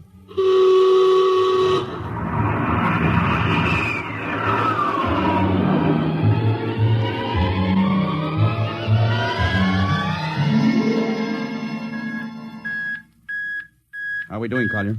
Coming on the bearing, sir. That's 4, 3, 2, 0. We've intersected the course vector. Good work, Collier. Course is corrected, sir. We're ready to go into atomic overdrive anytime you say. All right. Stand by. Yes, sir. Now hear this. Now hear this. Prepare for maximum acceleration. Bridge to engine room. Kill your rockets. Rockets out. Fire up number 1 cyclotron.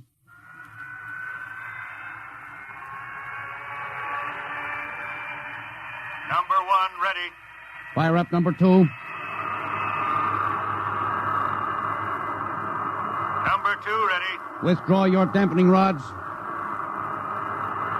Fission chamber ready. Blast tubes cleared. All generators operating at capacity. Take it over, sir. Go into overdrive at the count of 0. 3 seconds, Mr. Collier. 3, 2, 2, 1, 1, 0. 0.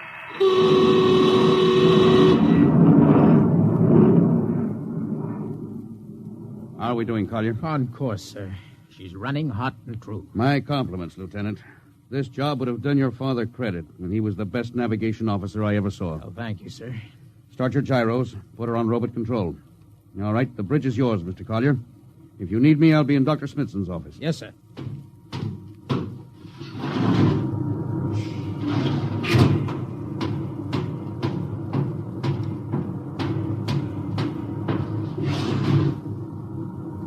Lewis, I see you got us off the ground. You can thank young Collier for that.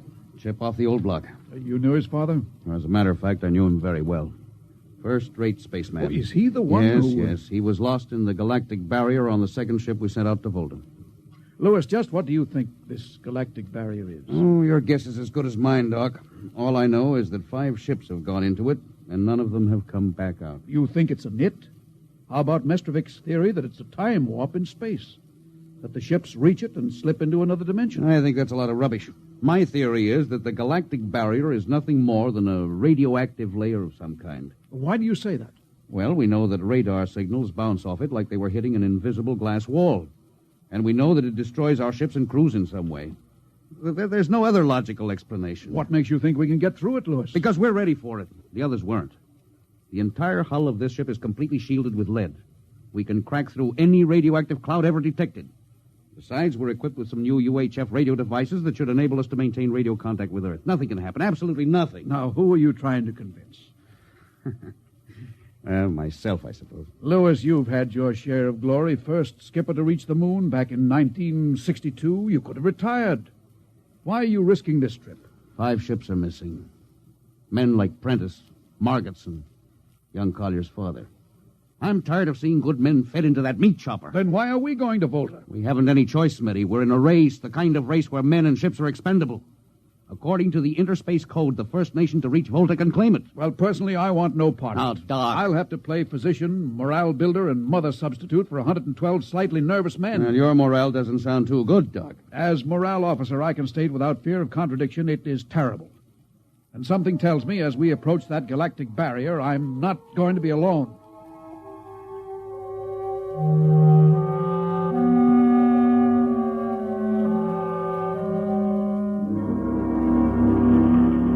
Hello, Earth.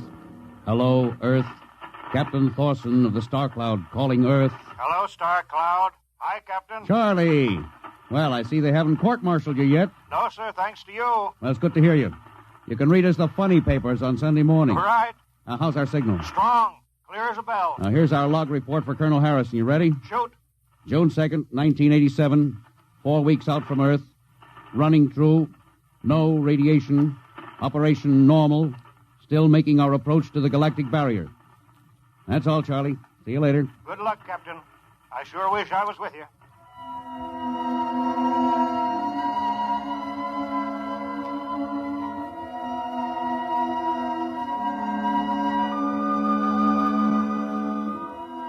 How's the morale, Smitty? The men know we're getting closer to the barrier. They're beginning to show a little tension, Lewis. Oh, how's their physical condition? Any sickness? About half the crew has come down with space blues. I was afraid of that. Are they bad? Same as usual. Lips and hands with a bluish cast. Eyes are sensitive to infrareds. I don't know. When I first started flying these tin cans, nobody ever heard of space blues. Well, now there's a theory it's caused by the terrific acceleration of atomic overdrive. Change in gravity affects the circulation. What do you think? I think it's psychosomatic. I've noticed that the same men who get space blues under tension on a ship tend to get blue coloration back on Earth when they're upset. I guess it's just an occupational disease of space navigators. You think it's just nerves, then? Well, young Collier's got a bad case. I think it's tension from overwork. Maybe he needs some vitamins. Lewis, when will you realize that vitamins are not a panacea for all the troubles of mankind?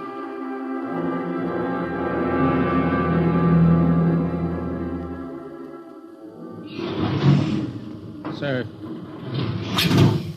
I understand that you've relieved me from duty. Well, Dr. Smithson says you aren't looking very well, Collier. I'm giving you a rest. Sir, I feel perfectly able to continue. Your lips are as blue as Minnetonka. Captain, I'd like to remain at my post. Don't be foolhardy, Lieutenant. I'm not being foolhardy, sir. I have a special, personal reason for wanting this expedition to reach Volta. Your father? Yes, sir. You think he might still be alive? I have to find out what happened, sir. I think I understand. Very well, Collier. Report back to duty.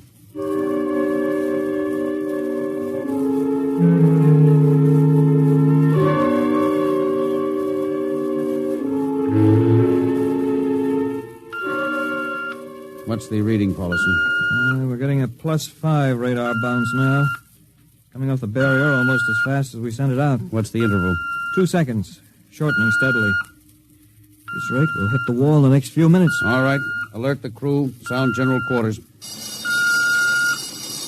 Now, hear this. Condition red. We are now approaching the galactic barrier. All hands to stations. All radiation detectors to be fully manned. Full security will prevail until further notice. That is all. Paulison. Yes, sir? The radar bounce is up to +6. We'd better try to make final contact with Earth. Is Spark still trying to raise the base? Yes, sir, but he's not having much luck. Oh? Seems to be some interference. That's the radio room now. Yes? You got him? Well, cut in on the bridge speaker. Captain will take it from here. Hello? Star Cloud to Earth. Can you hear me, Earth? Hello, Skipper. I can barely read you. You're getting heavy static from sunspots. That's not sunspots, Charlie. We're right on top of the galactic barrier. Getting a +7 radar bounce. Expect to hit the barrier almost any second now. Good luck, Skipper. If we crack the barrier and come through still in one piece, I'll try to get back to you on the high-frequency band. Got you, Skipper. Don't worry. I'll be waiting. So long, Charlie. So long, Star Cloud. Must Must be getting awfully close now, Captain. Echo's bouncing back so fast it's almost beating the signal. Well, when they go inside, hold on to your hat. That's when we run into the wall. Any second. Hold on. Oh, here goes nothing. Here it comes.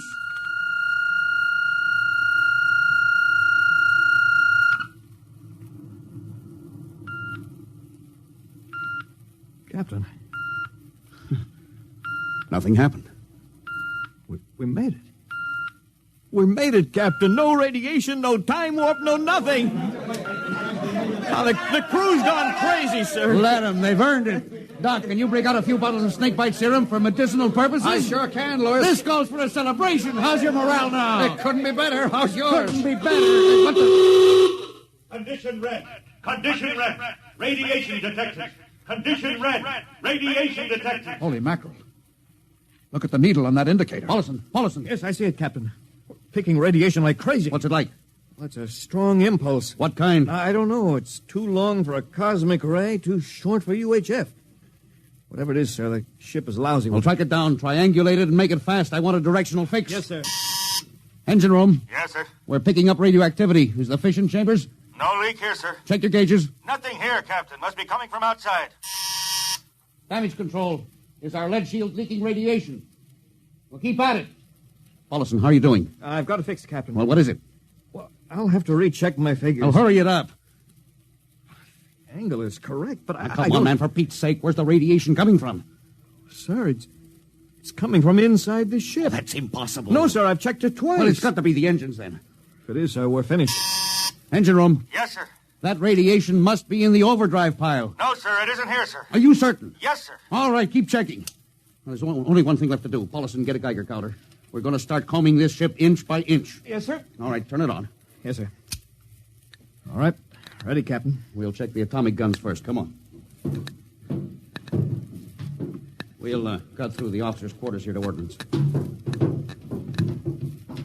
Now turn here. Wait a minute, sir. Huh? What is it? The signal's weaker now. Yeah. Let's go back. Hold it. Seems strongest right about here. Oh, it doesn't make sense. Whose cabin is this? Lieutenant Collier's. Collier? Oh, he's down in nav control, sir. Oh, try the door. It's not locked, sir. Oh, it's in here, all right. Listen to that counter. Strongest over here. Open that wall cabinet. It's locked, Oh, sir. smash it. Shut off that Geiger counter. Now, what do you make of this, Paulison? Well, it looks like some sort of portable transmitter, sir. Must be foreign manufacture. I don't recognize the calibration symbols at all. I've never seen anything like it. Which raises a small question. What is Lieutenant Collier doing with a transmitter in his cabin? I don't know, sir. Well, I intend to find out, Paulison. Get down to nav control and bring Collier up to the bridge on the double. Well, hadn't we better find some way to shut this thing off first? I know a way.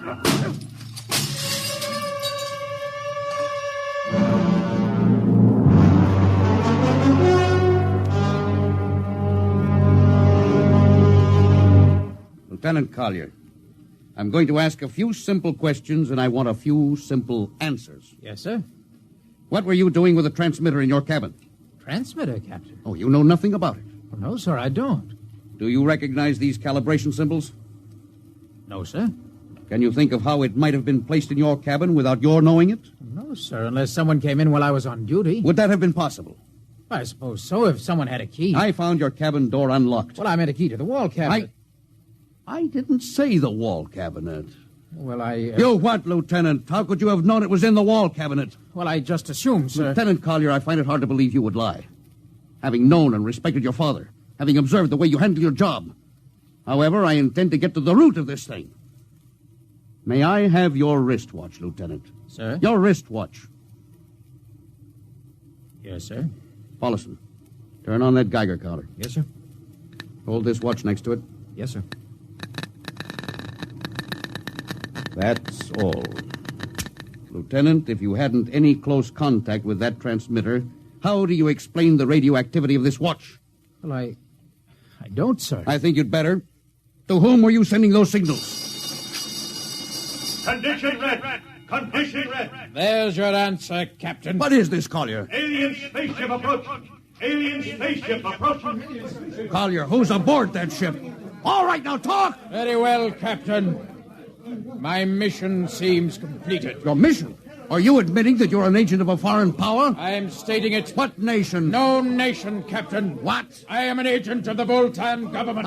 What? The government of the planet of Volta. You're crazy. Are you so stupid, Captain? Did you think your people are the only ones who can invade another planet? What do you mean? We've had agents operating on Earth since 1945. I don't believe you. What do you think happened to those 5 ships, Captain? Where do you suppose we got our information? Your language, your culture, family background. Your appearance, you look like... Like Commander Collier? Well, is that so surprising, Captain?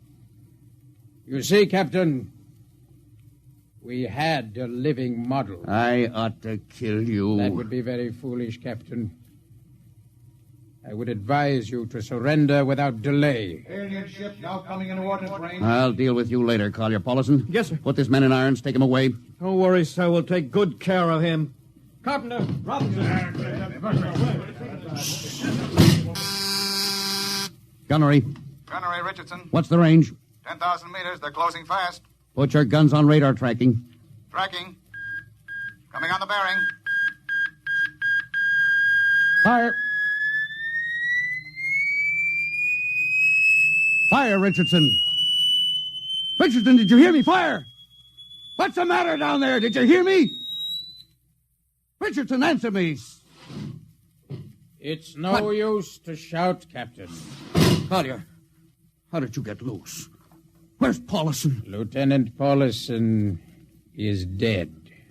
All stations! Lieutenant Collier has escaped. Seize him, men! Don't waste your breath. Your men can't hear you, Captain. What? Those still alive are my men. You're lying. No, Captain. Every ship that has ever left Earth was controlled by a Voltan crew. That's impossible. Those were hand-picked men. Hand-picked by us. I don't believe you. No?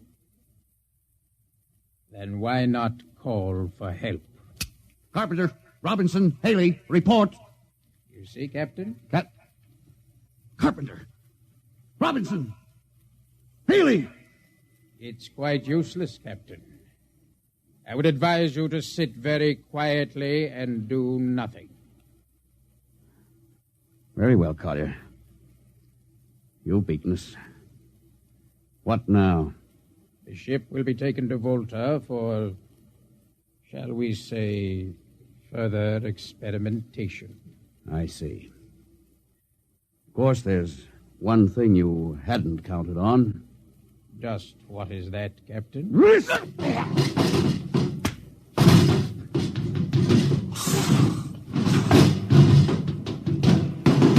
Carpenter! Are you in there, Lieutenant Carpenter? They can't all be dead. There must be one alive. Smitty, Dr. Smithson! Smitty, what have they done to him?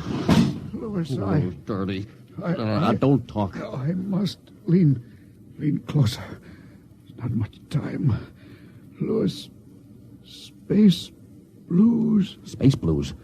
What is it, Smitty? What are you trying to tell me? All men with space blues. Voltans. Let me help you. No, Louis. Get message back to Earth. Voltan, 5th column. Watch out for space blues. Smitty. Oh, Smitty. Captain Thorson, you can't hide from us now. Come back to the bridge and surrender, or my men will come and get you.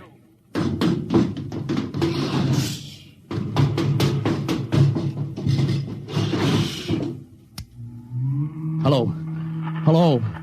Star Cloud calling Earth. Oh, please, God, let me get through before it's too late. Hello. Star Cloud to Earth. Come in, please. Come in, please.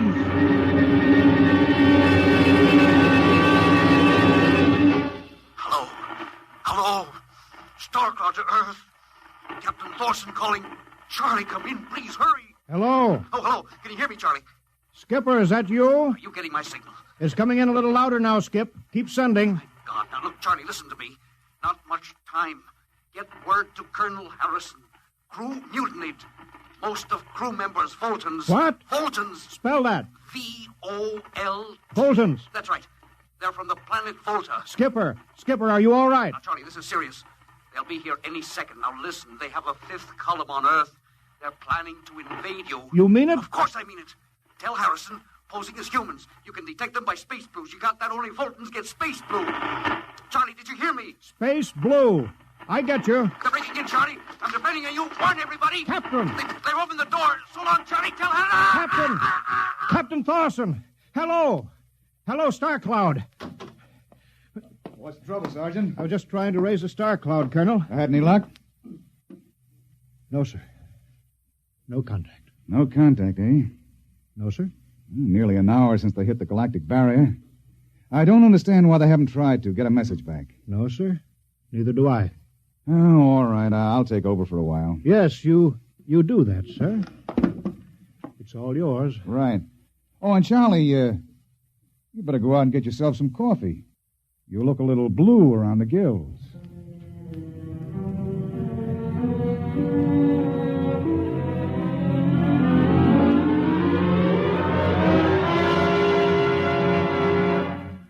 Tonight, X-1 has brought you No Contact, written by George Lefferts from an original story of Lefferts and Ernest Kenoy.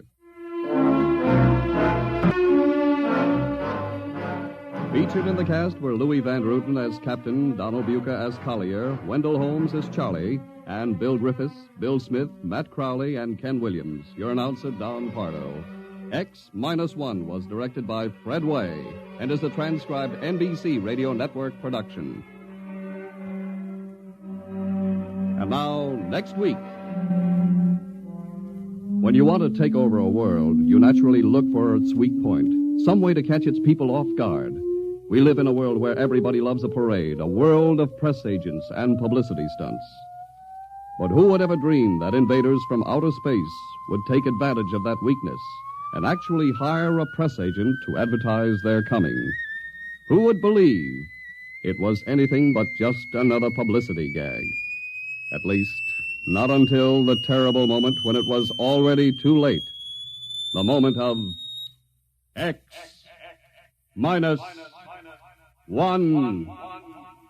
Get a can of Dr. Lyon's tooth powder today for a few cents at any drugstore. See what a surprise you get the first time you use it. We believe you'll never again return to ordinary, less effective ways of cleaning your teeth. Our next broadcast was produced for syndication in 1949 at WMGM New York. It was based on a popular series of movies in the late 1930s and early 1940s and brought to the microphone the stars of the series, Lou Ayres and Lionel Barrymore. Ayres plays the young, idealistic doctor, and Barrymore, ever in character, was the crusty, lovable diagnostician. The men worked at Blair General Hospital, one of the great citadels of American medicine, a clump of gray-white buildings planted deep in the heart of New York, where life begins, where life ends, where life goes on. We present to you Dr. Kildare on HOJO Radio. The story of Dr. Kildare. Whatsoever house I enter, there will I go for the benefit of the sick. Whatsoever things I see or hear concerning the life of men, I will keep silence thereon, counting such things to be held as sacred trusts. I will give no deadly drug to any, though it be asked. The story of Dr. Kildare, starring Lou Ayres and Lionel Barrymore. Metro-Goldwyn-Mayer brought you those famous motion pictures. And now, for the first time, this exciting, heartwarming series is heard on radio. In just a moment, the story of Dr. Kildare. But first, your announcer.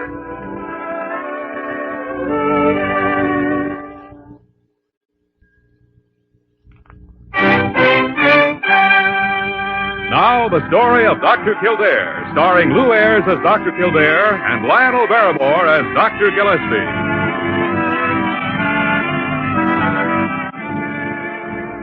Blair General Hospital, one of the great citadels of American medicine. A clump of gray-white buildings planted deep in the heart of New York, a nerve center of medical progress where great minds and skilled hands wage man's everlasting battle against death and disease. Blair General Hospital, where life begins, where life ends, where life goes on.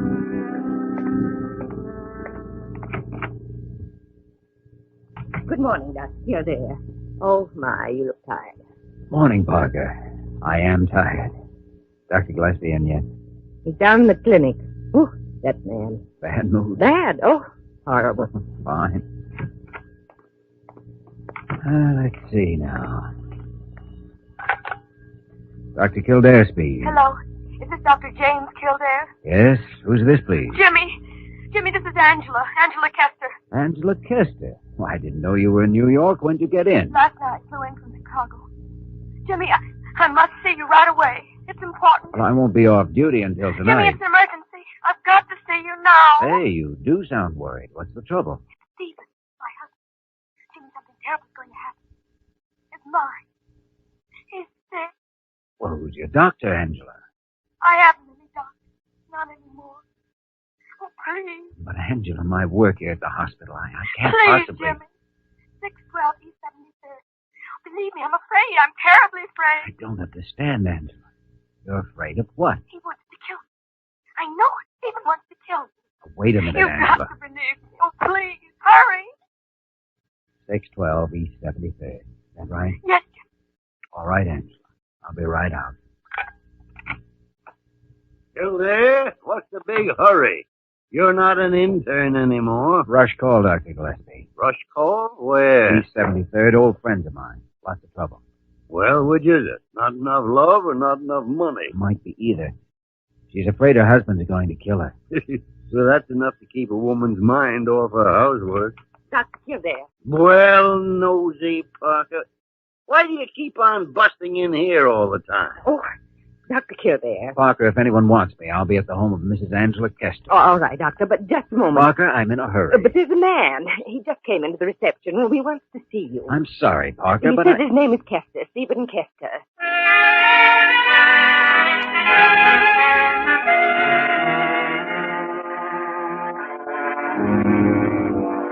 That's the way it's been going with her, Doctor. Every week she gets a little worse. I see. 5 years ago, Angela Kester is one of the finest concert pianists in this country. Today, she's nothing. When did all this begin, Steve? I mean, when did she start blowing up in the middle of concerts? Close to 5 years ago. A few months after we were married. Did Angela show any abnormal behavior just before that first breakdown? Oh, she was working awfully hard, practicing 16 hours a day sometimes. It was kind of strange. Like something was pushing her. As though her success was a matter of life and death. It was almost as if she was possessed. And it's still the same. The harder she works at her music, the more the obsession grows. Mm-hmm. Oh, you said before there was a particular composition that she keeps on playing. Yes. A Revolutionary Etude by Chopin. Every time she sits down to play. Sometimes she can go on for, half an hour without breaking. Beethoven, Liszt, Brahms. And she goes back to it. Does that piece have any particular significance to Angela? None that I know of. It was one of her father's favorites. He's dead now. He had great ideas about Angela's career. I see. Now about this latest fixation of hers, this fear that you are going to murder her. It's the first time I've heard that one. It was the first thing she told me on the phone. She's really getting bad. Yes. I think I'd better drop out to your place and see Angela for a few minutes. Come on, we'd better hurry.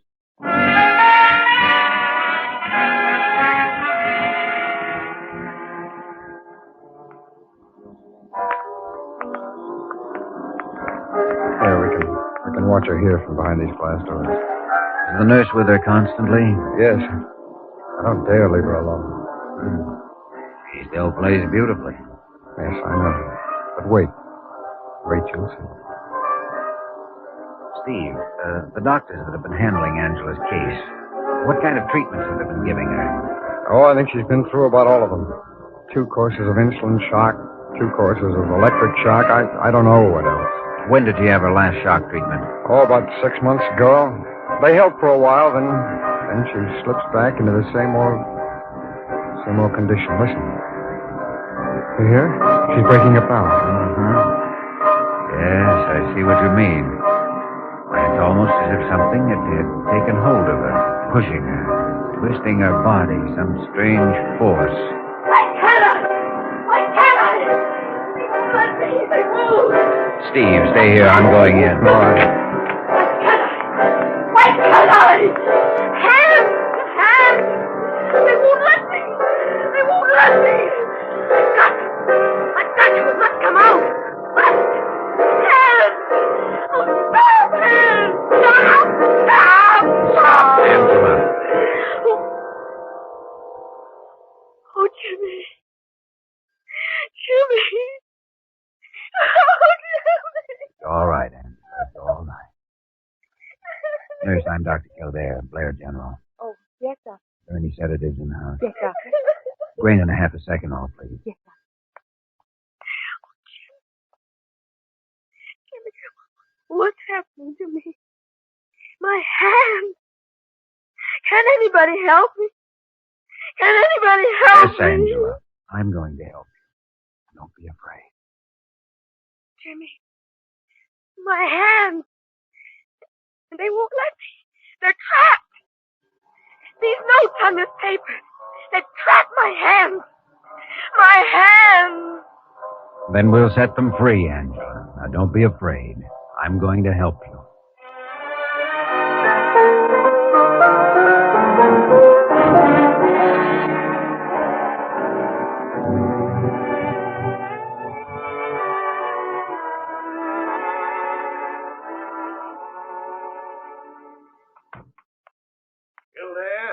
That you?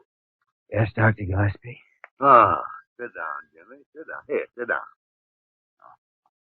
Cigarette? Thanks, I could use one. Yeah. I think it's high time somebody told you this. What? You've been going too hard. Ever since you got back to the hospital from the army. Oh, now, let's not go over all that again. And yes, we will too. Just because they appointed you a resident physician, that doesn't mean that you have to do all the work. You know how short-handed we've been, how many patients we have. Yeah, and you go on out and take on more. Look, Jimmy, you've just got so much energy to spend in one day, and that's all. Now you're going to tell me I need a vacation. That's exactly what you do need. Listen, Jimmy, you've been a doctor long enough to know you can't save all the lives in the world. Sorry, Dr. Gillespie. I can't take the time off. Besides, I've got the research work on leukemia to do, and that paper for the medical institute. And besides that, you'd hate to be away from that beautiful nurse, Mary Lamont. Huh? Go on, admit it. Oh, your spies are working overtime. They're always working overtime. You haven't dated Mary Lamont for 3 weeks. Now, that's a late bulletin. Why haven't you? Oh, the Angela Kester thing, I guess. Takes a lot of time. Well, why did you take the case in the first place? You don't have enough to do here, huh? You have to go out looking for work. Doctor, until her mind got sick, Angela Kester was on her way to becoming one of the greatest concert pianists in the world. I'm convinced she can still be one of the greatest pianists in the world. Yeah, well, that's fine. How do you go about curing her? I'm not sure yet. What's your diagnosis? She's suffering from a neurosis, obsessive-compulsive, superimposed paranoid tendencies. I have to give you credit, Kildare. When you pick a bad one, you pick the worst. What are the symptoms? Deep-seated compulsive complex is the first thing I noticed. See, Angela had one of those fathers who wants great things for his children, whether they want it or not. He was a second-rate pianist himself, but he was determined Angela would reach the top. I guess he impressed her with that as soon as she was old enough to understand. Stupid parents. Her father was a widower. He didn't have much money, but he spent every spare dollar he could get on piano lessons for Angela. Evidently, he made her realize how much he was sacrificing to make her a great artist. It grew out of all proportion in her mind. Right. And by the time she was 10 years old, she was afraid to be a failure. She had to make it. There was no other way out for her. When did it first show on the surface? Oh, 5 years ago. Angela was about 22 at the time. The night before she was to sail for Europe for a concert tour, she had a recital at Carnegie Hall. She went to pieces. Oh, too bad. You spotted the neuroses, all right. Obsessive compulsive. What about the paranoid tendencies? Well, they've just started showing up lately. She's developing all kinds of persecution complexes. And thinks the public's against her, thinks her husband's going to kill her. Too bad. Ah, dreaded phone. Hello, Dr. Gillespie talking. Huh? Who? Yeah. Just a minute. Still there. You. Hello? Yes. When? I'll be right over. It was Stephen Kester, Angela's husband. Well? Angela just shot herself.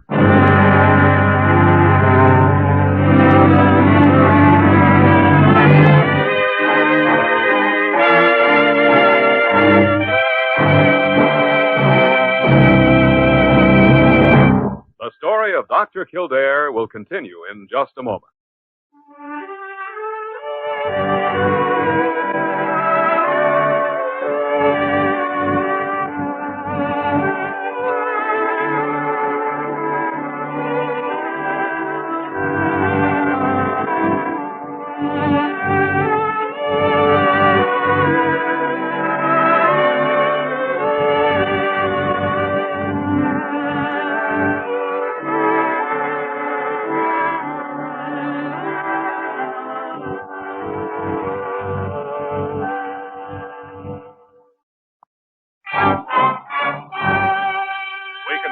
The story of Dr. Kildare, starring Lou Ayres as Dr. Kildare and Lionel Barrymore as Dr. Gillespie.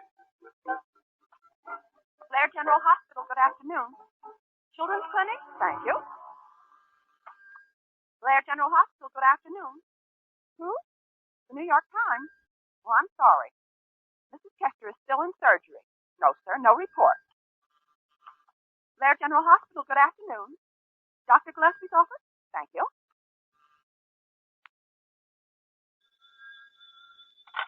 Dr. Gillespie's office, Nurse Parker. Mr. Willingham. Mr. Willingham. Oh. Parker, what's that infernal babbling going on out there? Oh, Mr. Willingham, call me back later. I want my medical journal. Where have you hidden it? It's right smack in the middle of your desk. Then why didn't you say so? Always hiding things. Oh, horrible man. By the way, what about those reprints I asked for? The ones on prefrontal lobotomy? They're sending them up from the research library. Well, tell them to hurry. Patient's dying. Doctor, you don't have a patient. Keep your nose out of my business. Now go on. Stop.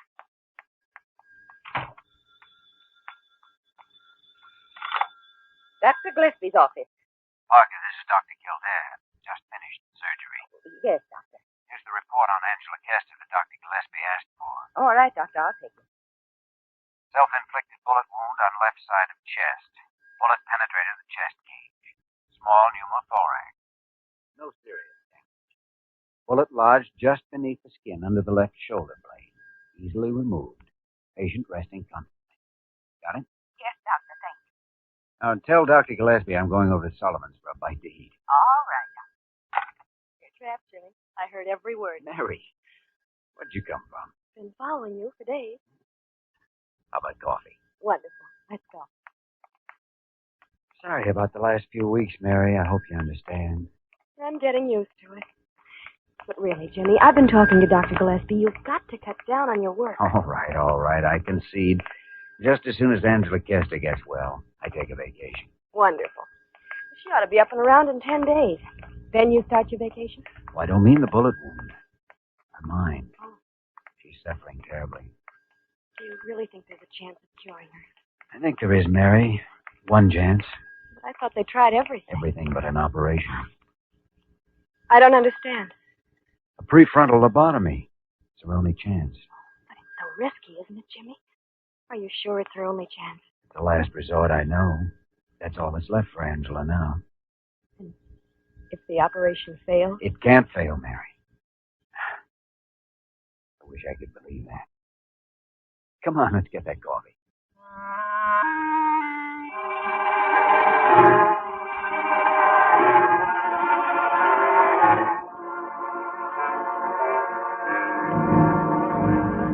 Kildare, you're mad.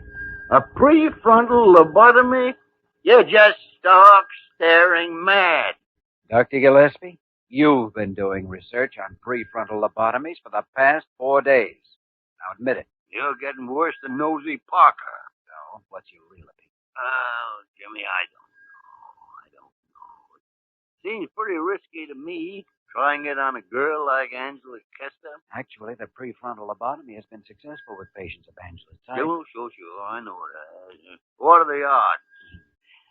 You've always said a doctor makes his own odds. That's the way I like to hear you talk. Dr. Kildare. Well, Nosy, don't save those precious words for posterity. Spit them out. Oh, Dr. Kildare, Mr. Stephen Kester to see you. Send him in, Parker.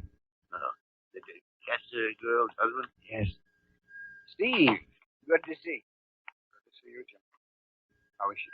Physically, good shape. A little restless, that's all. Oh, Dr. Gillespie, Stephen Kester. How are you, Doctor? Jimmy, about this operation you mentioned on the phone. Yes, that's why I called you down here, Steve. I think it'll cure Angela. But we've got to have your permission before we go ahead. Well, I don't know. What's it going to involve? I'll try to make it as brief as I can. Angela's mental trouble, her obsessions, her fears are centered in this part of the brain here, see? Just inside the upper part of the forehead.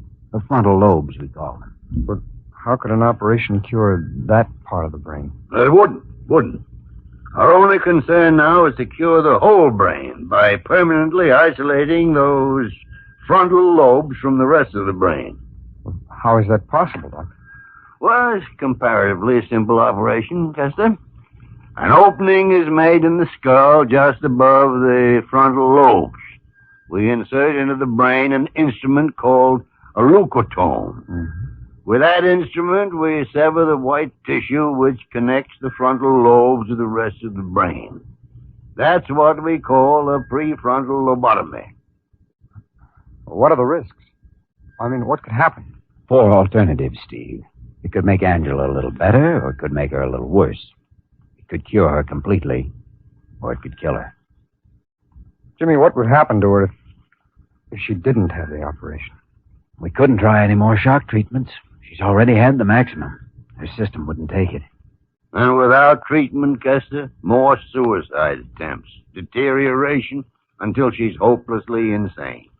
The operation's a last resort. You'll have to make the decision.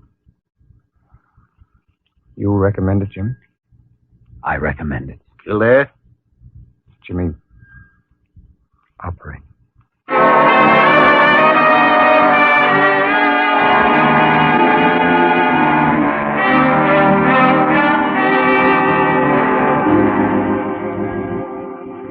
You ready now, Jimmy? Yes. Say a prayer, will you, Doctor? Scared? Yep. So am I. Let's go.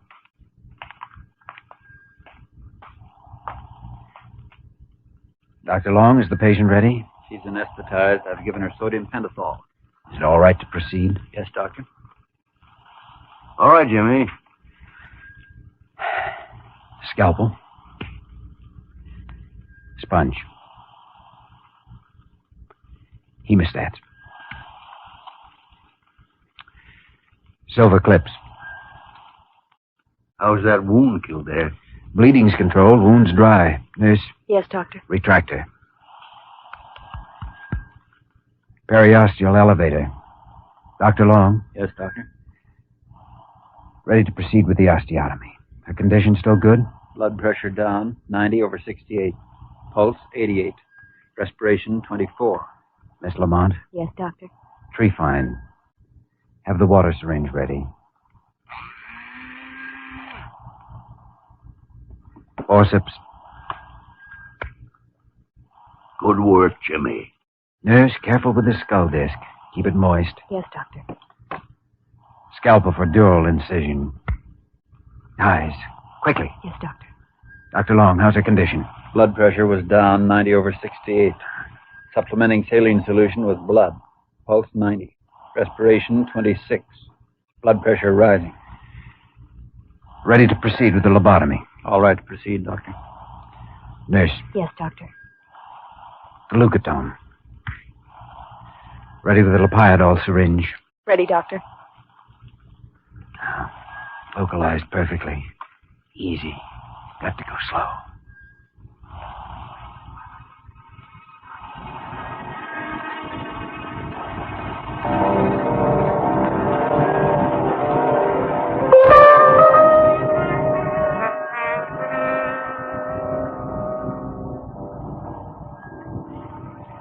Sponge. Yes, Doctor.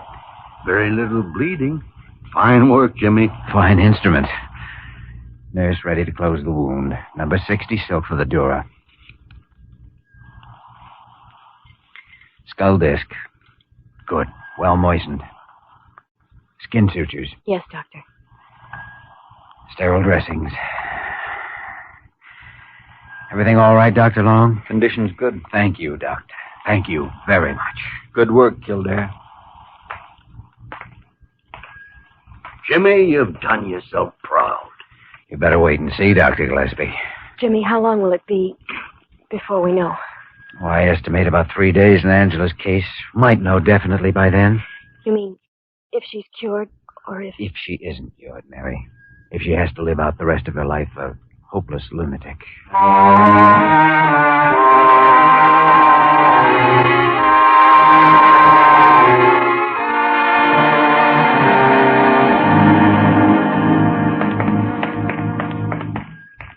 We might be pushing things, Steve. Might be too soon to tell definitely. Jimmy, I've got to know.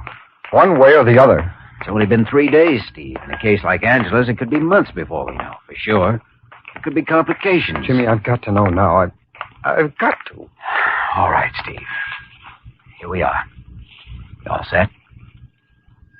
Yeah, I'm all set.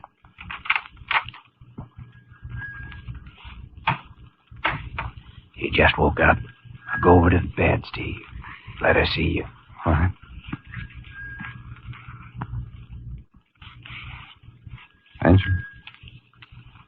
Angela. Who is it? Don't touch me. Hmm? Get away. Get away from me. Angela. Don't.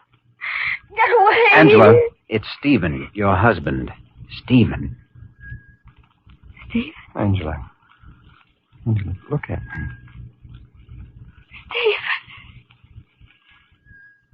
Stephen. Stephen. Angela. You're all right. Angela, you're cured. Jimmy, she is cured. She'll tell you, Steve. Look, my hands. My hands. They're free, Steve. My hands are free. Jimmy? That's right, Steve. Patient cured. Case closed.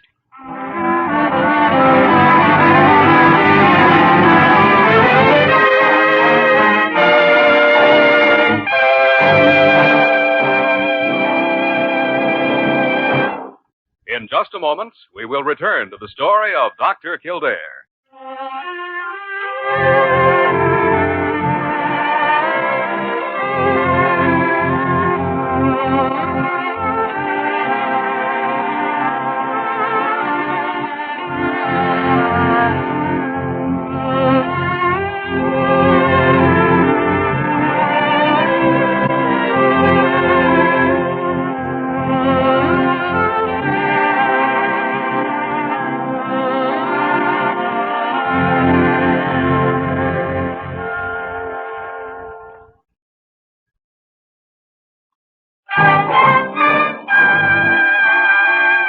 Once again, the story of Dr. Kildare, starring Lou Ayres as Dr. Kildare and Lionel Barrymore as Dr. Gillespie.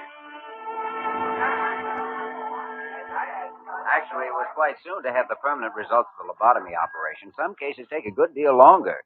Kildare, this shop talk's boring me.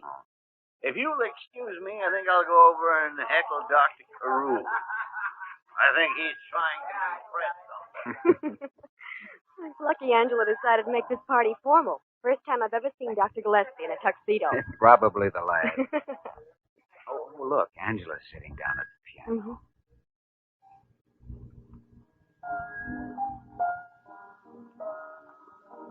Listen, Jimmy. Beautiful, isn't it? Yes. Yes, Jimmy. You made it that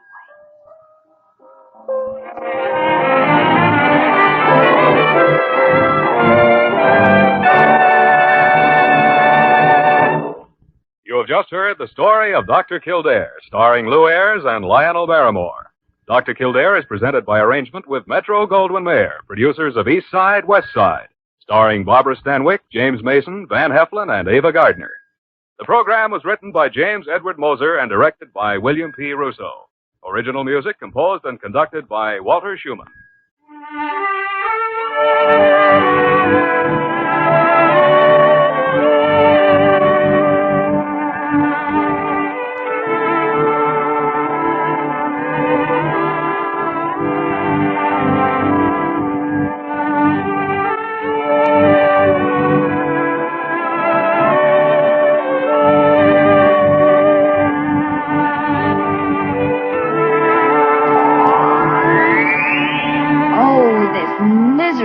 Cold. And my sinuses. Haven't you heard about Dristan? Dristan decongestant tablets for real relief from cold's misery and sinus congestion. Dristan is the revolutionary 3-layer tablet which for the first time makes it possible to unite certain medically proven ingredients into one fast-acting uncoated tablet. Dristan not only helps drain all 8 sinus cavities, critical areas of cold's infection, but circulating through the blood, Dristan's decongestant reaches all congested areas, shrinks all swollen membranes, relieves pressure and pain. An exclusive anti-allergent helps keep breathing passages dry and clear. Pain relievers reduce body aches, fever. Vitamin C helps build body resistance. This is Dristan. Today, Dristan is widely imitated, but the exclusive Dristan formula cannot be duplicated. There's nothing like Dristan decongestant tablet. HOJO Radio, where the classics come alive. The story of Dr. Kildare. Whatsoever house I enter, there will I go for the benefit of the sick. Whatsoever things I see or hear concerning the life of men, I will keep silence thereon, counting such things to be held as sacred trusts. I will exercise my art solely for The story of Dr. Kildare, starring Lou Ayres and Lionel Barrymore. Metro-Goldwyn-Mayer brought you those famous motion pictures. Now this exciting, heartwarming series is heard on radio. In just a moment, the story of Dr. Kildare. But first, your announcer.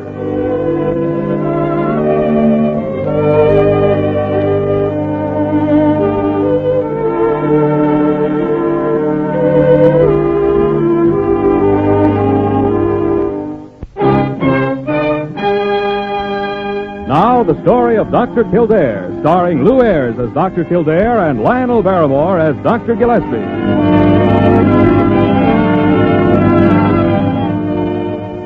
Blair General Hospital, one of the great citadels of American medicine. A clump of gray-white buildings planted deep in the heart of New York, the nerve center of medical progress, where great minds and skilled hands wage man's everlasting fight against death and disease. Blair General Hospital, whose ministry of mercy reaches out from its quiet halls to the highways and byways of a huge metropolis. Yes, sir, Doc. Many's the time Kildare rode with me in this ambulance. Of course, he was just an intern then, like you, before they made him a resident. Interesting, Wayman. Well, keep your eyes on the road. Those are the police flares around the smash-up just ahead.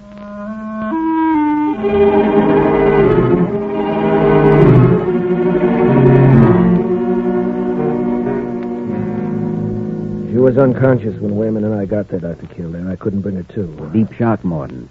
She's had tetanus antitoxin, of course. Yes, sir. 100,000 units.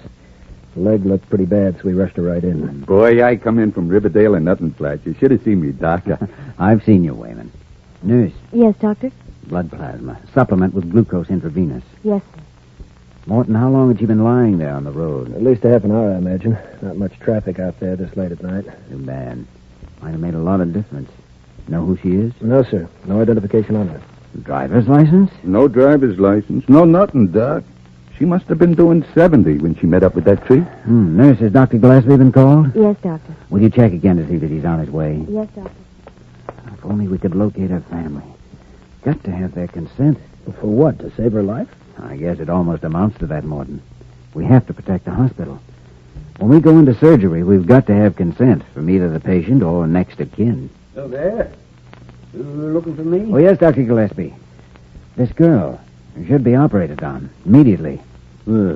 What's wrong with her? Circulation completely destroyed. One lesion gangrenous already. Not a chance of saving her leg. Well, then what are you waiting for? I haven't got consent. Why not? Because the patient's in no condition to sign. We haven't been able to reach her parents. Looks like we're sort of stymied, Jimmy. Yes. No, we're not. That girl's going into surgery. You mean you'd amputate? Without consent? If it's the only way to save her life. Kildare, this girl is your patient. Thanks, Dr. Gillespie. Nurse, prepare the patient for surgery. Good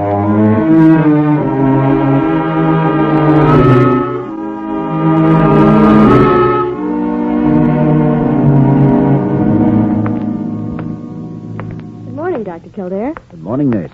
Oh, how's our patient? Miss Northrop, the amputee? Yes. Oh, no change, Doctor. Despondent, uncooperative. Apparently no desire to overcome her handicap. It's been the same for 3 months now. It's understandable. If I could only find someone who knows her. It's not easy for an attractive young girl to accept the loss of a leg. You mean mentally, Doctor? Yes. Well, that's my problem. I'll go in and see her now.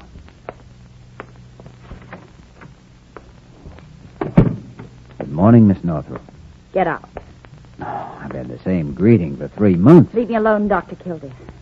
I don't want to see you. Miss Northrop. Don't you understand? I hate you.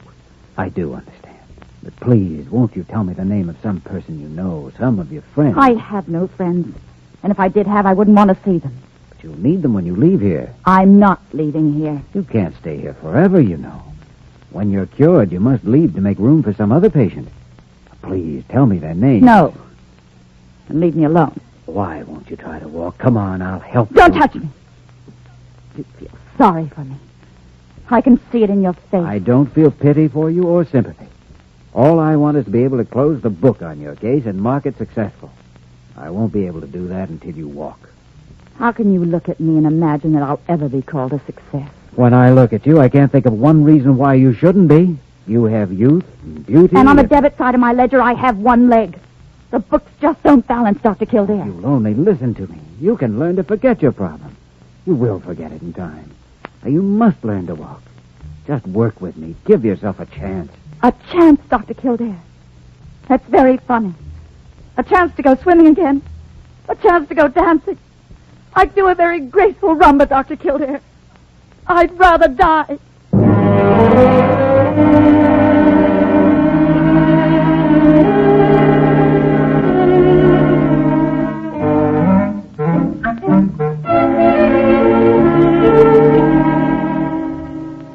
Nosy!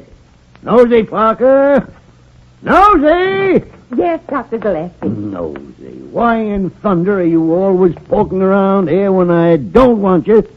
And as soon as I do need you, you're off in another country. Oh. Didn't I tell you to get Dr. Kildare? He's on his way now. Well, how long does it take a man to come down 4th flight? Exactly 1 minute, Dr. Gillespie. Oh, hello, Kildare. Get out, Nosy. Oh, man. Kildare? I hear you've been having trouble with that Northrop girl in 408 again. That's right. Who told you? Oh, I got my spies all over the place. Got your every move charted like a rising temperature. Don't I know? Well, Miss Northrop is difficult, all right. I've done everything to induce the proper mental outlook. Well, she certainly seems to be well enough physically and medically. I should have been leading a normal life by now. Every day she stays here makes it worse for her. She thinks she can hide from the world for the rest of her life. You've done everything you possibly can for her? Yes, and it doesn't work. If only there was some way I could make her have faith in me, believe in me, believe that what I'm doing is best for her. I think that perhaps it'd be best for both of you if you got off the case. No. If Miss Northrop succeeds in disposing of me, I'll be only the first in a long succession of doctors. Well, that's a good analysis. It's not enough to save a patient's life if you also destroy the incentive to live. Amputating that girl's leg was a delicate operation that I had to perform. But getting her to accept the fact and find the ability to cope with it is an even more delicate operation. No, Doctor. Deserting that girl now would be like walking out in the middle of an operation, leaving the patient helpless on the table. I like to hear you talk like that. If only I knew how to get to her, win her over to my way of thinking. Must be a way. There must. You'll find it, Jimmy. You'll find it. I believe in you. Dr. Kildare, calling Dr. Kildare. Report to the 4th floor immediately. Room 408. Room 408. See you later, Dr. Gillespie.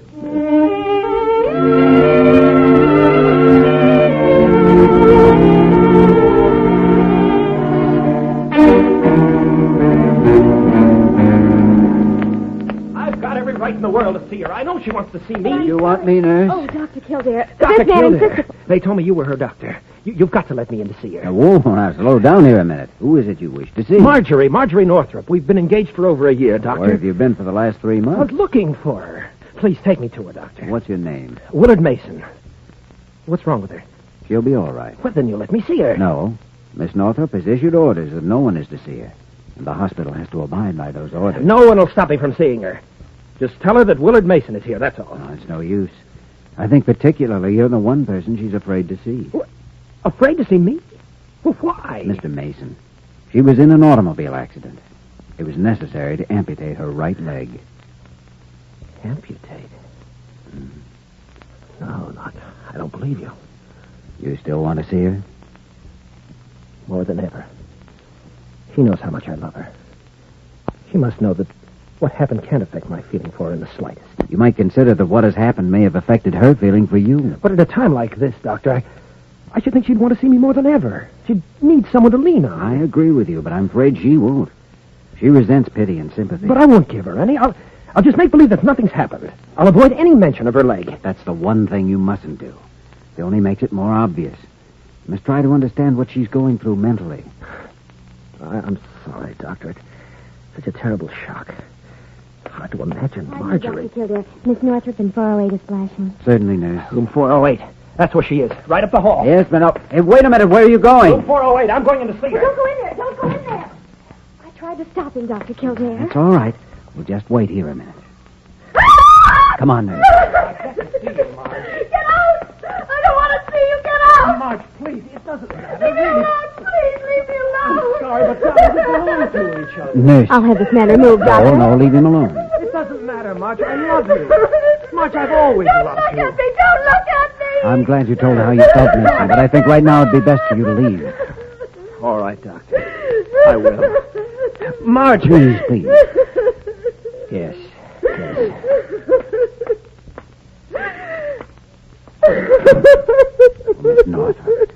Miss Northrop, surely you know now that what happened to you doesn't matter to him or anyone else. He still loves you, and if you love him, that's all that matters. Oh, please, try to understand. He saw me. He saw me. Yes, he saw you, and you've lived through it. When you lose the fear that you now have of facing people, you'll have won your fight. Don't you see? I see. I see everything. You planned his coming here to humiliate me. I hate you, Dr. Kildare. I hate you.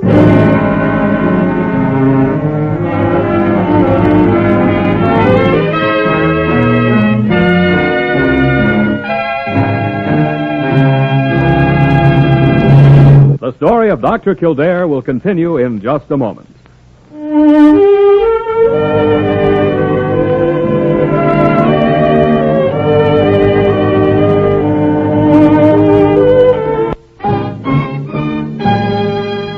Now we continue with the story of Dr. Kildare, starring Lou Ayres as Dr. Kildare and Lionel Barrymore as Dr. Gillespie.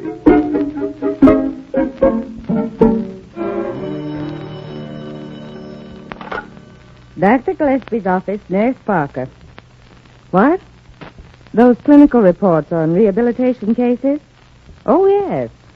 Dr. Gillespie will be sending them back to you today. Certainly. Good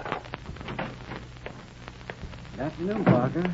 Dr. Gillespie in? Oh, yes, Dr. Kildare. And is he anxious to see you? Really? Trouble, Parker? Trouble? Dr. Carew just left the office black as a thundercloud. That's not an unusual occurrence in this office. Dr. Carew was yelling that Gillespie had better let you off that Northrop case immediately. Oh, I see. Thanks for the tip, Parker. Parker, what's all the whispering for? Oh, there. Well, come in. Sit down. Now, tell me how you're coming on with the Northrop girl. Well, Dr. Gillespie, I'm afraid I'm going to have to give up on this one. Jimmy, you don't fool me. You've never admitted defeat in your life. I haven't forgotten that Dr. Carew ordered you to take me off the case this morning. Kildare? No reason why you should get in trouble because of me. I never get in trouble. I don't need anyone wiping my nose. I'll handle my own affairs in this hospital.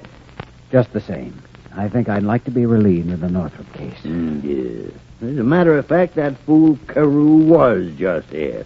Laid down the law. Well, maybe just as well. You know who'll be taking over? Haven't assigned another doctor yet. Might drop in on the girl myself for a day or two. Good. And you can disregard all the basic mental therapeutic treatments. Ah. I've tried. I pleaded and cajoled. I tried and appealed to reason and intelligence.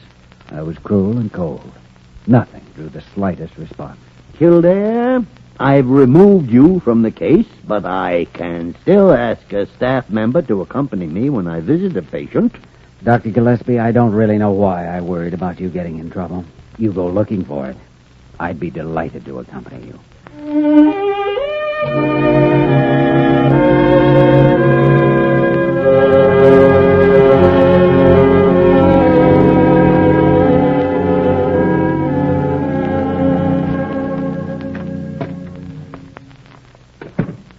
Well, how are you today, Miss Northrop? Hello, Dr. Gillespie. What is Dr. Kildare doing here? I thought he was relieved of my case. Well, now, Kildare is showing me round until another doctor is assigned to you. It's just procedure. I have to learn all the facts. Let's say Kildare is a guest. Not my guest. Dr. Kildare saved my life when he amputated my leg. I preferred to die. So I'm not grateful to him for what remains of me. Miss Northrop, since I'm no longer your doctor, may I just say one word as a friend? As a friend? Yes. You seem to feel you have no value in society, but believe me, you have a place. A worthwhile place, and it's waiting for you whenever you make up your mind that you're ready. The sooner, the better. Dr. Gillespie, make him get out. I don't have to listen to him now, do I? Certainly not. Well, you heard the young lady. What? Kildare, I'm beginning to get the impression that you were derelict in your duty. There's no reason for Miss Northrop to be in such an emotional state. Perhaps I was the wrong doctor for her. You certainly were. You certainly were. I tried my best. Your best wasn't good enough. Not good enough, Kildare. Not good enough. Do you understand? Yes, I quite understand. Miss Northrop, I promise you won't have to see Dr. Kildare again. Is that better? Much better. You know, there's no reason for you to remain in your bed. As your doctor, I recommend that you get around a little. No.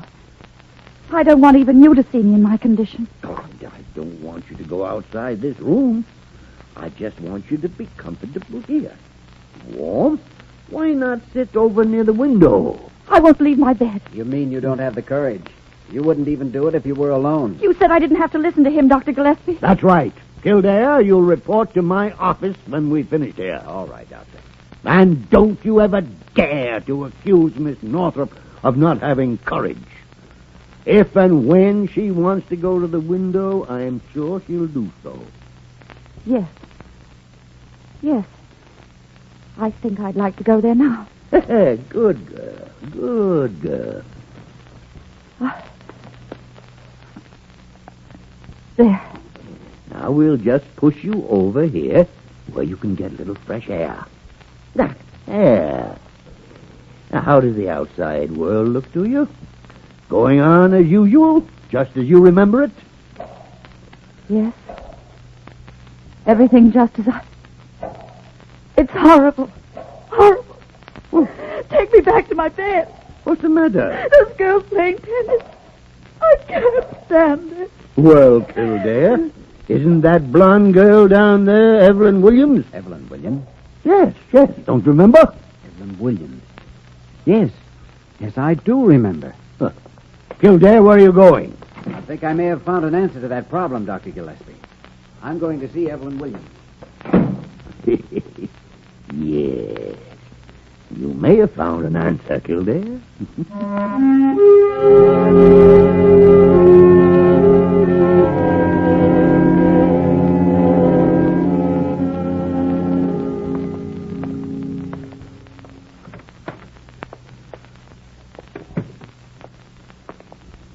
Miss Northrup, I brought someone to see you. No. I've told you I don't want to see anyone. You're no longer my doctor. Why do you keep coming back to torment me? This is only a social visit from someone who has a lot in common with you. Really? Evelyn Williams, I'd like you to meet Marjorie Northrup. Hello, Marjorie. How do you do? This is the girl you saw playing tennis on the court under your window. I can't see that we have anything in common there, Dr. Kildare. But you play a very good game of tennis, Miss Williams. Thank you. I was doing quite well up to 3 years ago. Almost made the finals in the women's singles. And then I had to learn all over again. Oh? What happened? Oh, I had an accident. An automobile accident. You did? Mm-hmm. That's what happened to me. Yes, Evelyn was a mighty lucky girl. She was out of the hospital and around again in no time. I've often thought how fortunate I was not to lose both legs. What did you say? Oh, I'm sorry. I shouldn't have mentioned it, I guess. You mean you actually have... Why, I don't believe it. This is another one of your tricks, Dr. Kildare. No, believe me, it isn't, Miss Northrup. Although Evelyn certainly would fool anybody. Well, I'm very flattered that you seem surprised, but... Well, I'll show you. Here. Look. Oh, it is. It is. Well, Margie, I understand. I was doubtful at first, too, and then amazed, just as you are.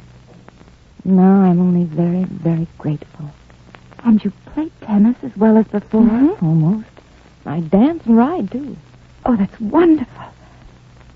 Do you suppose... Do you think that I... That you could do the same? Certainly. It only takes a great desire and a little strength of will. And maybe more courage than I have. Courage? Maybe. But I just got lonesome trying to hide from people. Then one day I took stock of myself. People wear glasses and they aren't ashamed. My best friend Alice wears a hearing aid and she's perfectly normal. So I said to myself, what have I got to lose? Well, here I am. Do you suppose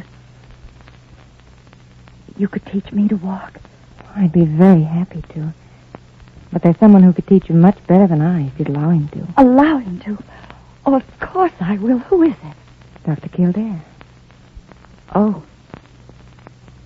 Dr. Kildare? Yes, Miss Northrup. You've asked me so many times to try. I think I'd like to now. Good. Evelyn, would you help her? Oh, of course, Doctor.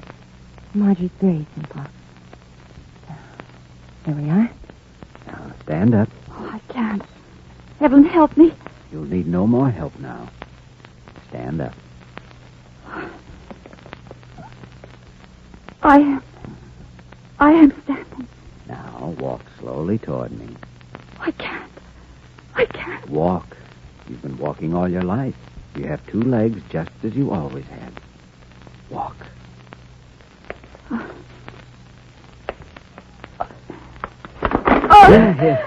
I can't. I knew I couldn't. Now, you did fine for the first time. Oh, I'll never make it, never. I wasn't meant to walk again.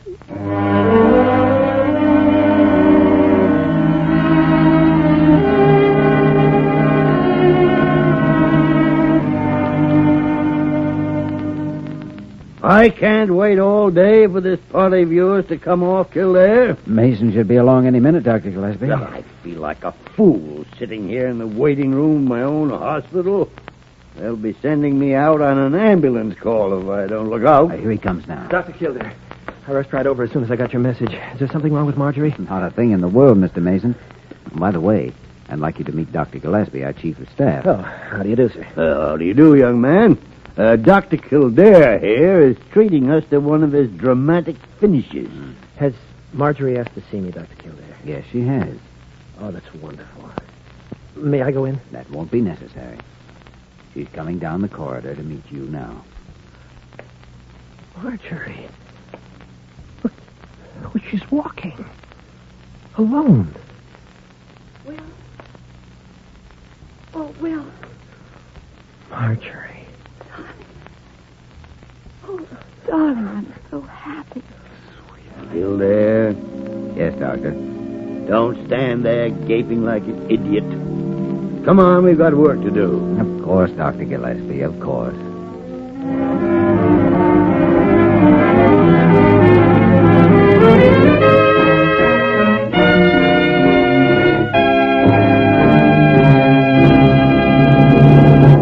In just a moment, we will return to the story of Dr. Kildare.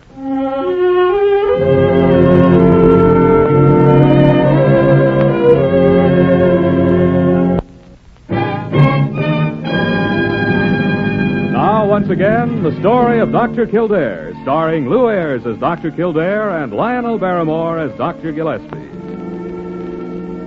Dr. Kildare, calling Dr. Kildare, report to the 5th floor. Well, what are you waiting for, Kildare? I thought I'd like to show you a little present I just received from Miss Northrop. She sent you a present? Girl must be ill again. Read the inscription. To Dr. Kildare, with gratitude.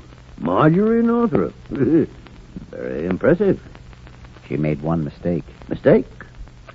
Yes, it should have read, to Dr. Gillespie with gratitude. What in the world would she be grateful to me for? You cured her. Ah, you're talking nonsense, Kildare. You planted Evelyn Williams in that tennis court, and you made sure Miss Northrop saw her. Now, see here, Kildare. That's a pack of lies.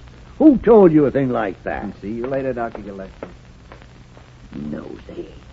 Nosy Parker, that's who it was. Oh, wait till I get my hands on that woman. Nosy! Nosy! Where are you?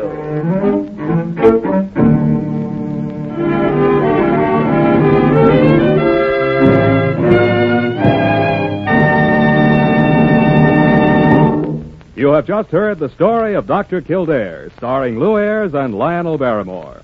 The story of Dr. Kildare is presented by arrangement with Metro-Goldwyn-Mayer, producers of the Technicolor picture That Forsyte Woman, starring Errol Flynn, Greer Garson, Walter Pitchin, Robert Young, and Janet Leigh. The program was directed by William P. Russo, with original music composed and conducted by Walter Schumann.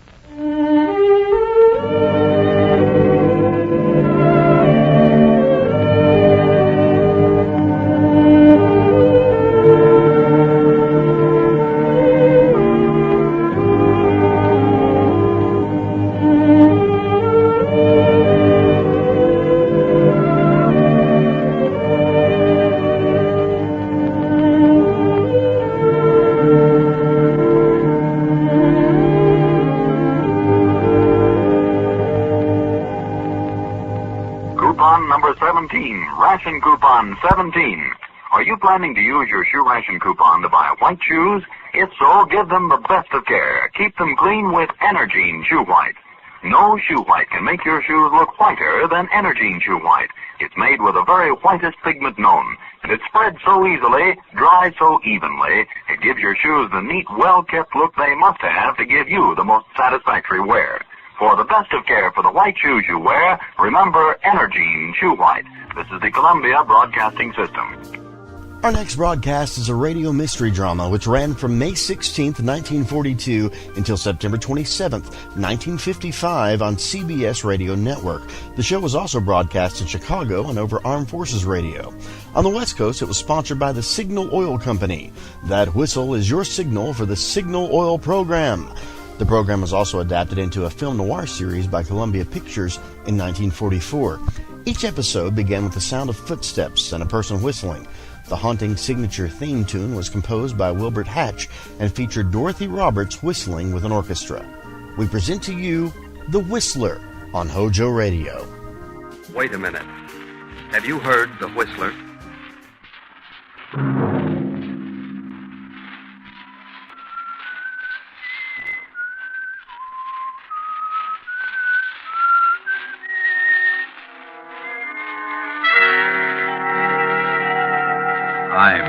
whistler.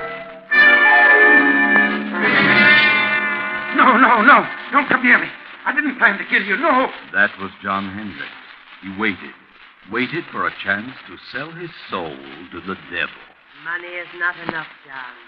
Money is not enough. We want you, John. We want you. That was his wife, Martha, the former widow Marsden. Yes, Mother. Yes. And her simple-minded son, Henry. Go ahead, son. Go ahead. We must have John Hendricks. Yes, Mother. Yes, Mother.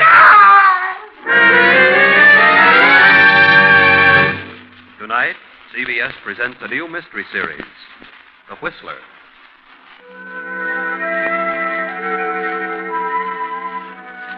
And I, the whistler, know many things, for I walk by night. I know many strange tales, many secrets hidden in the hearts of men and women who have stepped into the shadows. I know the nameless terrors of which they dare not speak.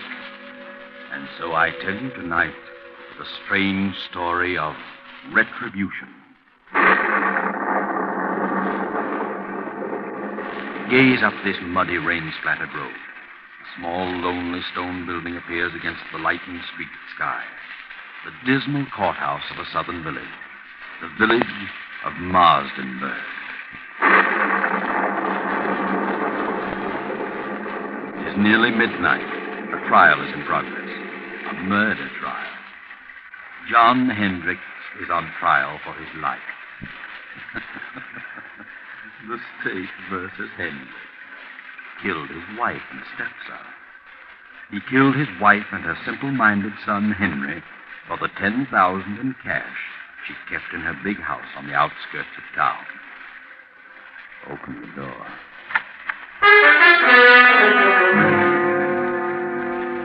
There he stands, John Hendricks, a huge, silent man of 50, large, bony hands. Close the door. Well, what do you think? Does he look like a murderer? The prosecutor is closing his argument. Ladies and gentlemen of the jury, it has been proven that Mrs. Hendricks had no current bank account. It has been proven that she did have a large sum of money which she kept on her estate. John Hendricks knew of this money and attempted to steal it, was caught in the act, and killed them both in order to cover up the theft. It was not a tramp who killed that old gray-haired lady and her simple son. There was only one intruder, one thief, one murderer. And there he sits, ladies and gentlemen. There he sits in all his guilt, a vicious killer, a murderer. There is only one decision for you to make. There is only one penalty that can erase from this countryside the stigma of this fiendish crime. One penalty for this axe murderer, John Hendricks. And that penalty is death. The state rests. Ladies and gentlemen of the jury, have you reached a verdict? Have you reached a verdict? Your Honor, we, the jury, due to lack of more complete evidence, find the defendant guilty of murder in the second degree.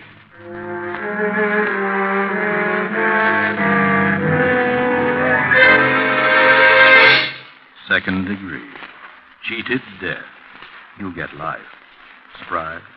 Of course you are. But it had to be. Yes, it had to be. I know. John Hendricks, stand up. Yes, John, stand up. Face the court. Watch him now. He's on the speed. John Hendricks, I wish to state that I am not in accord with the findings of this jury. However, there's nothing for me to do but sentence you to the state penitentiary for the remainder of your natural life.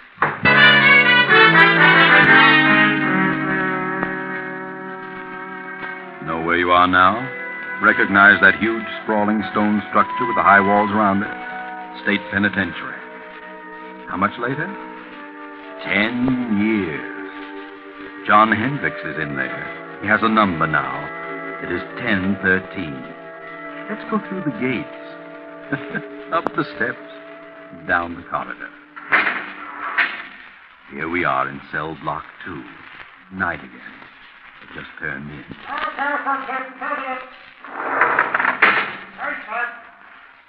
This has been going on for 10 years for John Hendricks, 1013, and his cellmate Bill, 1014.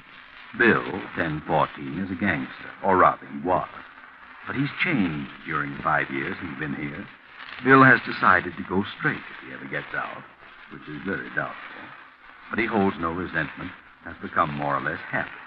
Bill started reading here, philosophy and so forth. He's changed. But what about John Hendricks?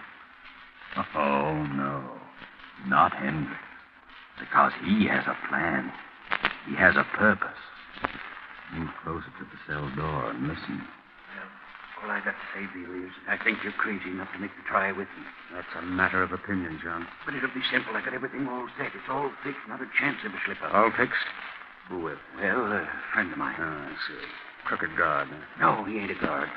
Don't tell me you got it fixed with a warden. What difference does it make who it is so long as the whole thing is set and fixed? Well, you've got to have some help, inside or out. Oh, Hendricks, I think you're nuts. Stir crazy. I'm getting out of this place. I got a reason, a good reason. I got something waiting for me outside, something I can enjoy, something that belongs to me. I'm the only one that knows where it is, and I'm going out. You're in here for a good long time, brother, and if you don't want to go with me, you can stay and rot. Look, Hendricks, I still think you're nuts. All right, what of it? I got the right dope, ain't I? And it'll work. Suppose it does. Suppose you find this money hidden away on the old lady's estate. What good will it do you? You killed her and her son to get it, didn't you? That's a lie. I didn't. Didn't kill anybody. I say you did. It ain't true, not a word of it. But I know where the money is. Okay, you can break out. You can have the money, but... Well, I've done a lot of reading and thinking since I've been here. Ah, you gone soft. Maybe so. But I know this much now. If I ever do get out, I'll do things a lot different. Believe me, Hendricks, I'll tread the straight and narrow. I've done a lot of things that I'm sure sorry for now. I can't undo them. But I won't do them again. No, sir, I'll do things different. Not the way I did them before. Ah, you're just got religion, but it won't get you out. Maybe not, but I'm resigned. I got exactly what's coming to me. And believe me, Hendricks, so will you. So will you. If you break out, they'll have you back one way or another. You watch and see. Well, I'm going, so you watch and see. Watch and see.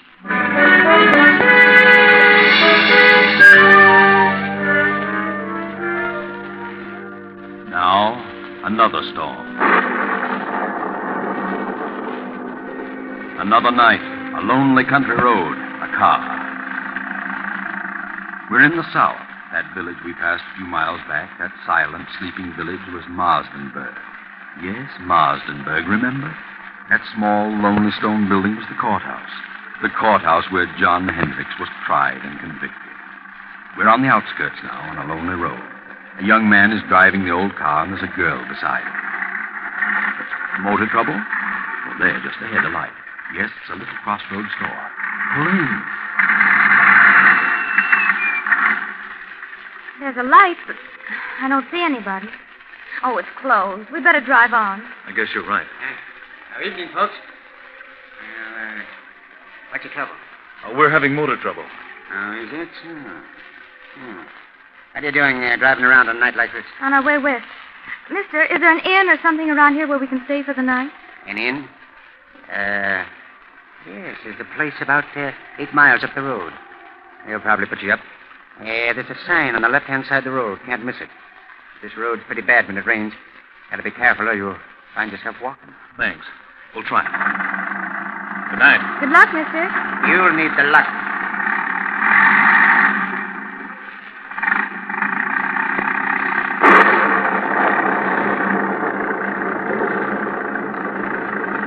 The storm is increasing now.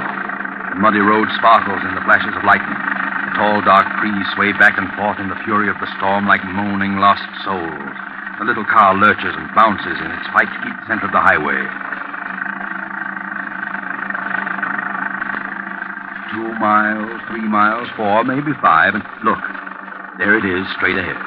On the right side of the road, a blue light. Ah, yes, that's it. Wait, George. Did the old man say on the right side or the left side of the road? George, what's wrong? I don't know. The distributor must have gotten wet. Look, George. What? That blue light we saw, it's gone. Where is it? We must have passed it. Well, we couldn't have. I was looking right at it. It seemed as though it just disappeared in the thin air. I'd better turn in here. This motor won't last much longer. Guess so. I can't see a thing. No, Can you? it's certainly a desolate-looking place. There must be a house back in there. There it is. Look, there's a driveway. 20 feet ahead. Oh, yeah. Well, this motor's about to conk out. We'd better drive in and see what we can find. Yes. Drive in, George. You'll find something. That's right. Through the gate. Make the curve. Hurry. There goes your motor. A little more. Now. Oh, we just made it. Thank heaven. Yes, that's right. Always thank heaven at a time like this. All right. Get out and go up on the porch. Now, let me help you. I'm all right. What do we do with the bags? We'll leave them here in the car till we find out if there's anyone here. Come on.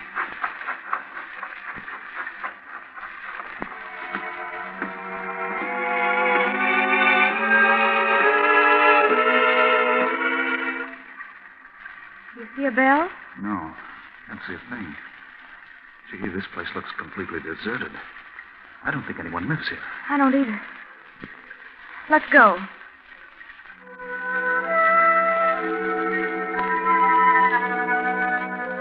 You're listening to The Whistler. We pause momentarily for station identification. This is the Columbia Broadcasting System.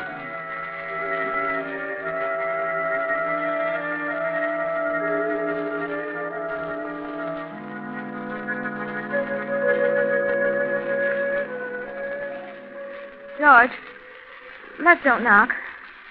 I don't like this place. Let's go on. How with a dead motor? Where could we go? I'll knock.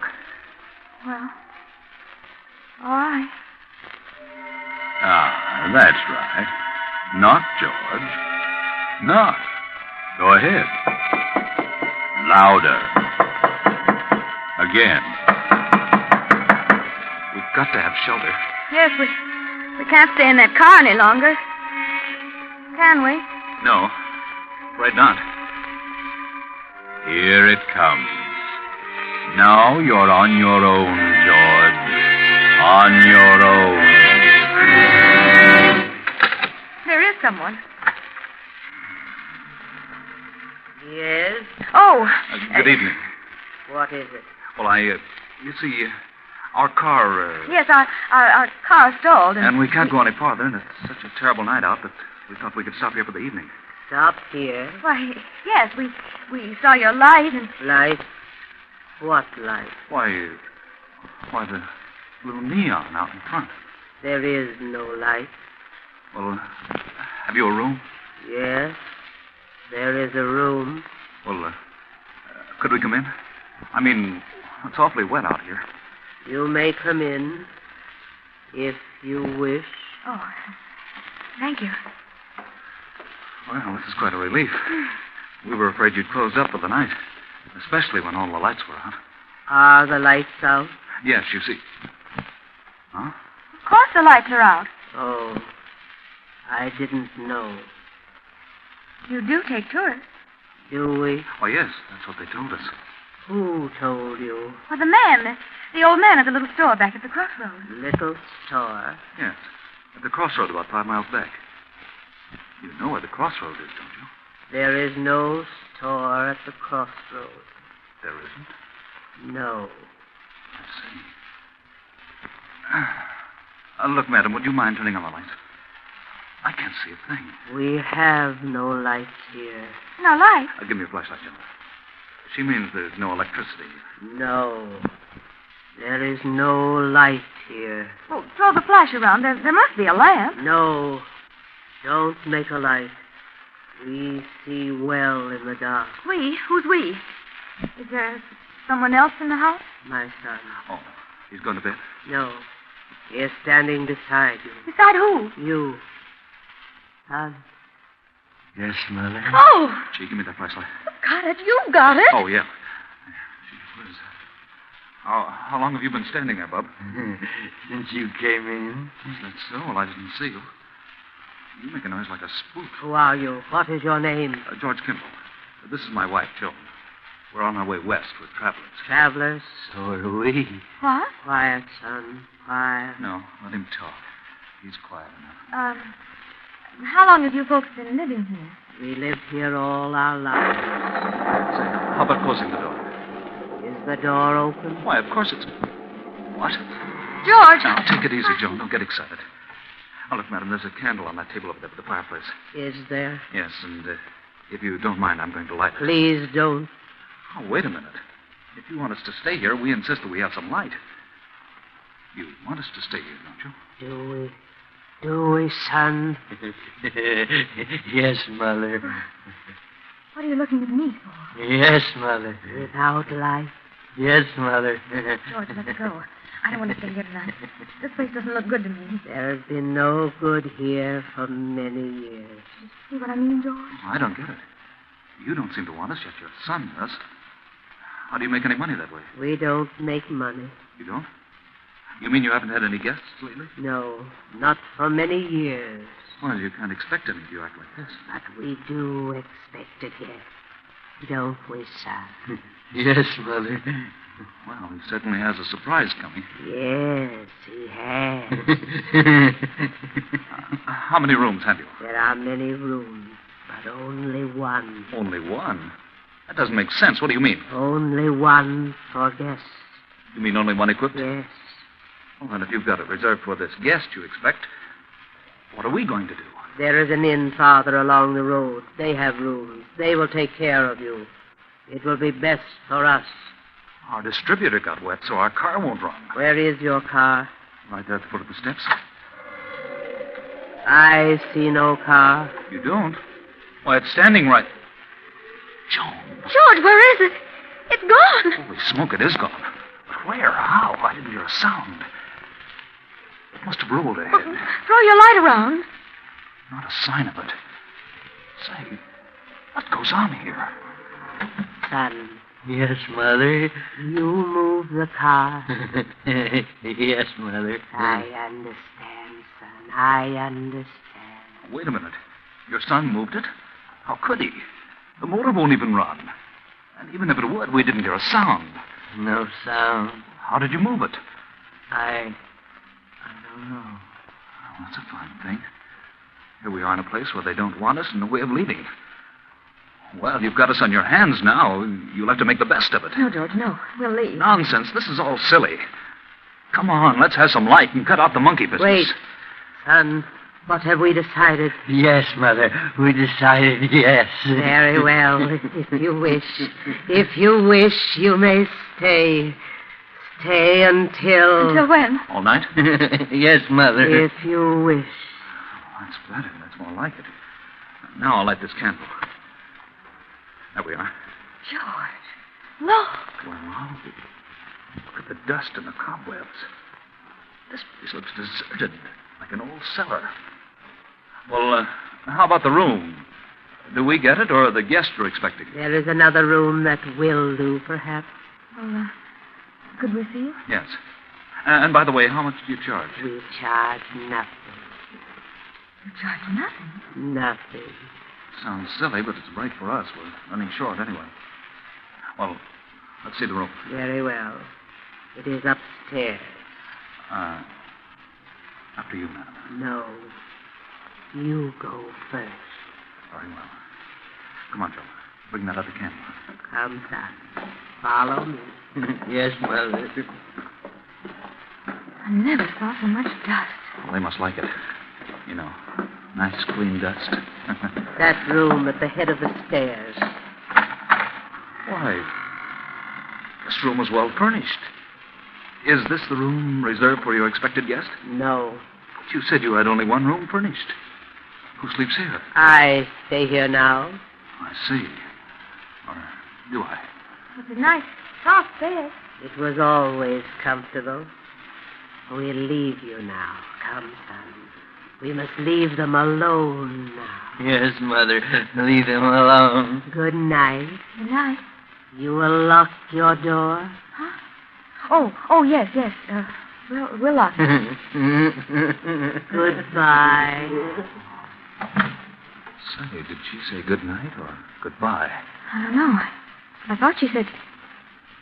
She did say goodbye. Golly, what a screwy outfit. I wish we hadn't had car trouble. That's what we get for trying to drive in this storm. How much money have we left? Not much. Just enough to get to Los Angeles the way I figure. Once I get there, I know there'll be a job for me. We'll make it, don't worry. You'll see me in a nice job in Hollywood. I'm not worried about seeing you in Hollywood. No? No. I'm just worried about seeing you in the morning.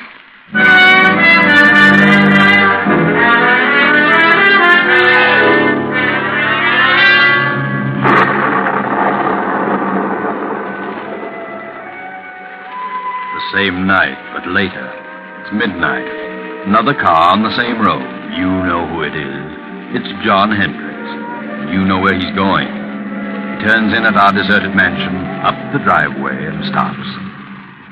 He steps out. Slips up the steps, opens the door, and throws his flash about the dusty room. Cobwebs glisten in the beam. A few moments, and the light comes to rest on the fireplace. He steps quickly to the mantel, draws a small hammer and chisel from his pocket, and sets to work removing a brick. Now he's finished. The brick is loose. He reaches in and withdraws a heavy yellow envelope. He starts to put it in his pocket, but suddenly freezes in his tracks. He can't move. He turns icy cold. Turn around, Hendricks. Turn around. Look. At the foot of the stairs across the room stands a woman holding a candle, and beside her a grinning youth holding an axe. Turn around, Hendricks. Look at their heads covered with blood. Turn around. John Hendricks, murderer. John Hendricks, thief. Martha. Yes, John. Henry. Yes, John. No. We've come for you, John, the same way you came for us. We've been waiting for you, John. We knew you'd come back for the money. We've been waiting. We've come to take you, John. No. Please don't come near me. Please. You must suffer, John, as we have suffered. I've suffered. Not enough, John. Not enough. I didn't mean to do it. I didn't plan to kill you. I went mad, lost my head. No, don't come near me. You can have the money. You can have it. Then give it to us, John. Give us the money. You won't need it now. Come, son. We must have the money, and we must take John. Come, son, come. No. There's the money on the floor. Money is not enough, John. Money is not enough. Go ahead, son. Go ahead. We must have John Hendricks, thief, murderer. Yes, Mother. Yes, Mother. No. I'll shoot. Bullets won't stop us.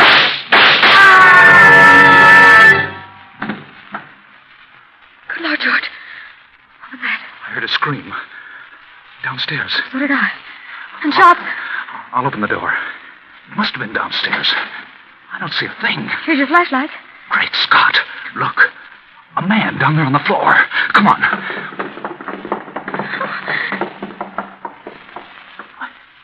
He's dead. Look at the gun. It's been fired. But I don't see a mark on him. Let's get out of here. I'll say, come on. No, you don't. Stand where you are. George! Cops. What's going on here? Hand over that gun. Thanks. What are you doing here? Why, we're stopping here.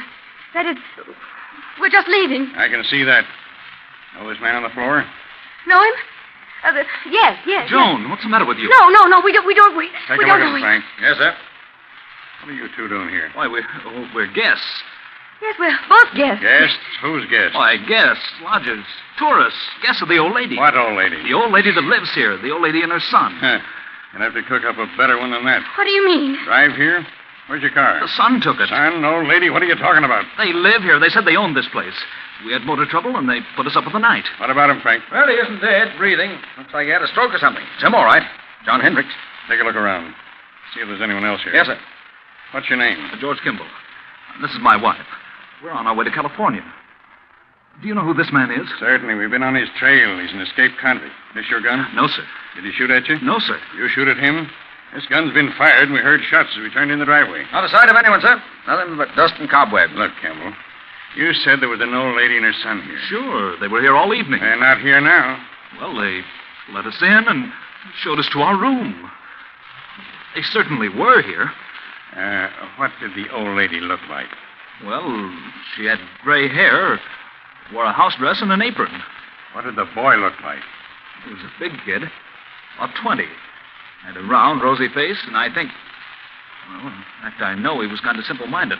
He had a strange laugh, and he had red hair. Well, I'll be darned. What do you think of that, Frank? Golly, gives me the creeps. Why so? Do you know who you've just described? No. The old lady and her son who used to live here. Used to live here? Yeah. They were murdered here 10 years ago. What? Murdered? Sure. This man on the floor was her husband, the boy's stepfather. He was tried for killing them with an axe and stealing her money and bonds. He got off with second degree because of lack of evidence. He escaped a week ago and headed this way. We've been on his trail ever since he entered this county. So you see, Kimball, if there was anybody else here tonight, it must have been a figment of your imagination. This house has been deserted for 10 years. Oh, George. Good Lord. Look, Sergeant. Found this envelope on the back doorstep. It's the money. Well, what do you know? The money and the bonds. Old Martha Hendricks' money. That's why Hendricks came here. But where did they go? The old lady? No place. Because they weren't here, Kimball. Well, better get them out of here and back to headquarters. Oh, wait a minute. Don't leave us. We won't. You're coming along, too. Why? We need you for a day or two. All right, let's get going, Frank. Come on. But where did they go? We saw them. I know they were here. Well, you certainly described them to a T, but don't worry too much about it, you know. Things like this can drive you nuts. You know what I mean? Things like this sometimes just happen. You know what I mean? No. Well, oh, come on, let's go before I get the heebie-jeebies. What did he say? Things like this just sometimes happen? Just happen? Well, sometimes they do and can't be explained. But not this time. Oh, no, not this time. This can be explained. Remember John Hendrick's cellmate Bill? Bill number 1014? He can explain. He knows all about it because he planned it. Bill wanted the money. He'd learned all the dope from Hendricks. He sent his pals, the phony spooks, made up like the old lady and her son, to grab the money when Hendricks recovered it. Too bad they dropped it in their hurry to get away. Bill didn't want to hurt John. He wanted to scare him out of it. Remember? Bill, 1014, had changed. He said he'd never do things the way he'd done them before. And he didn't. Bill meant what he said. Good night.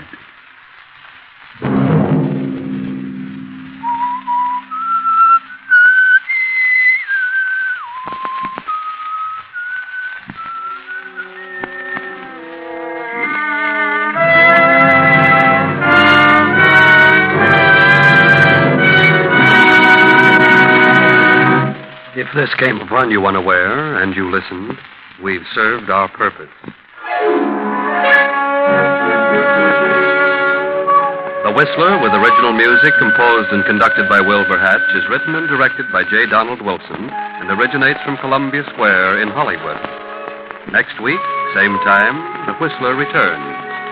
This is the Columbia Broadcasting System.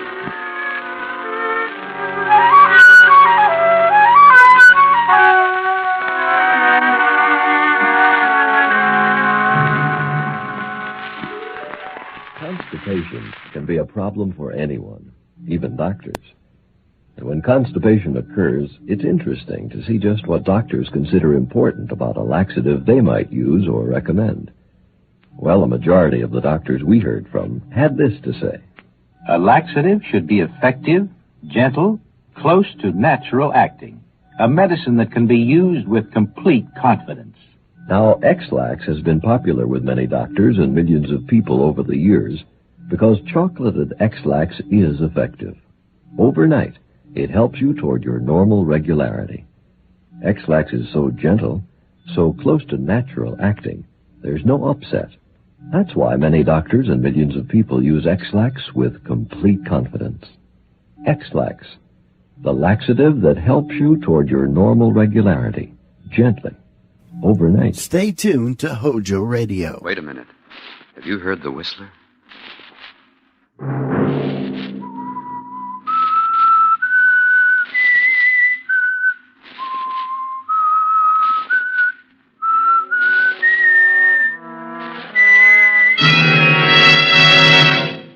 I'm the whistler.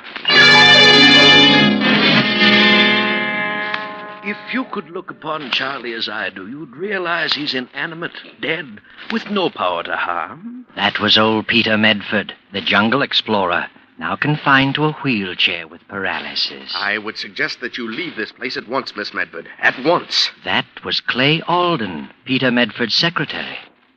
And this is Marie, Peter Medford's young niece. No, no, no. It's no dream. It's here. Here in my room.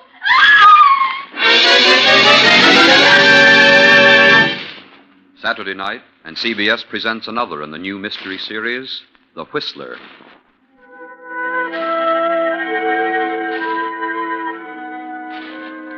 And I, the whistler, know many things, for I walk by night. I know many strange tales, many secrets hidden in the hearts of men and women who've stepped into the shadows. I know the nameless terrors of which they dare not speak. And so I tell you tonight the strange mystery of the shrunken head.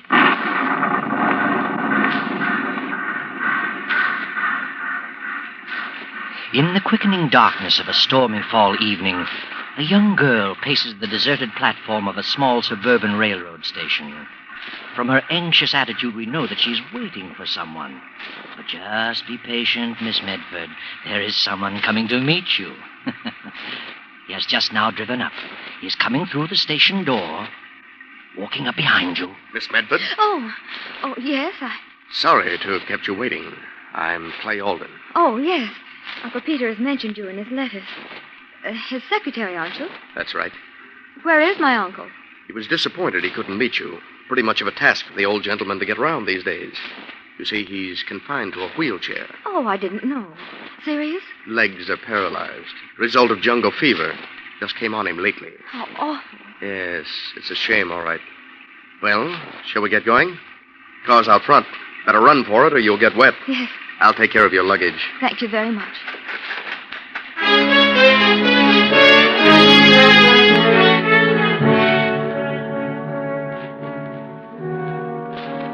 Rather a disappointing reception, Marie Medford, wouldn't you think? You have come over 2,000 miles all by yourself just to see the only living relative you have in the world. And then you are met by a stranger. The car turns up the tree-lined driveway. This, Marie, is what is known in this countryside as Medford Manor. Yes, Medford Manor. It's all that the name implies, a gloomy pile of a structure, even made gloomier by the blackness of the night and the driving rain. Oh, someone has heard the car approach. The door is open. It's the butler, Victor. Well, Marie, are you going in? What a pity you don't know what I do. You'd never cross that threshold if you did.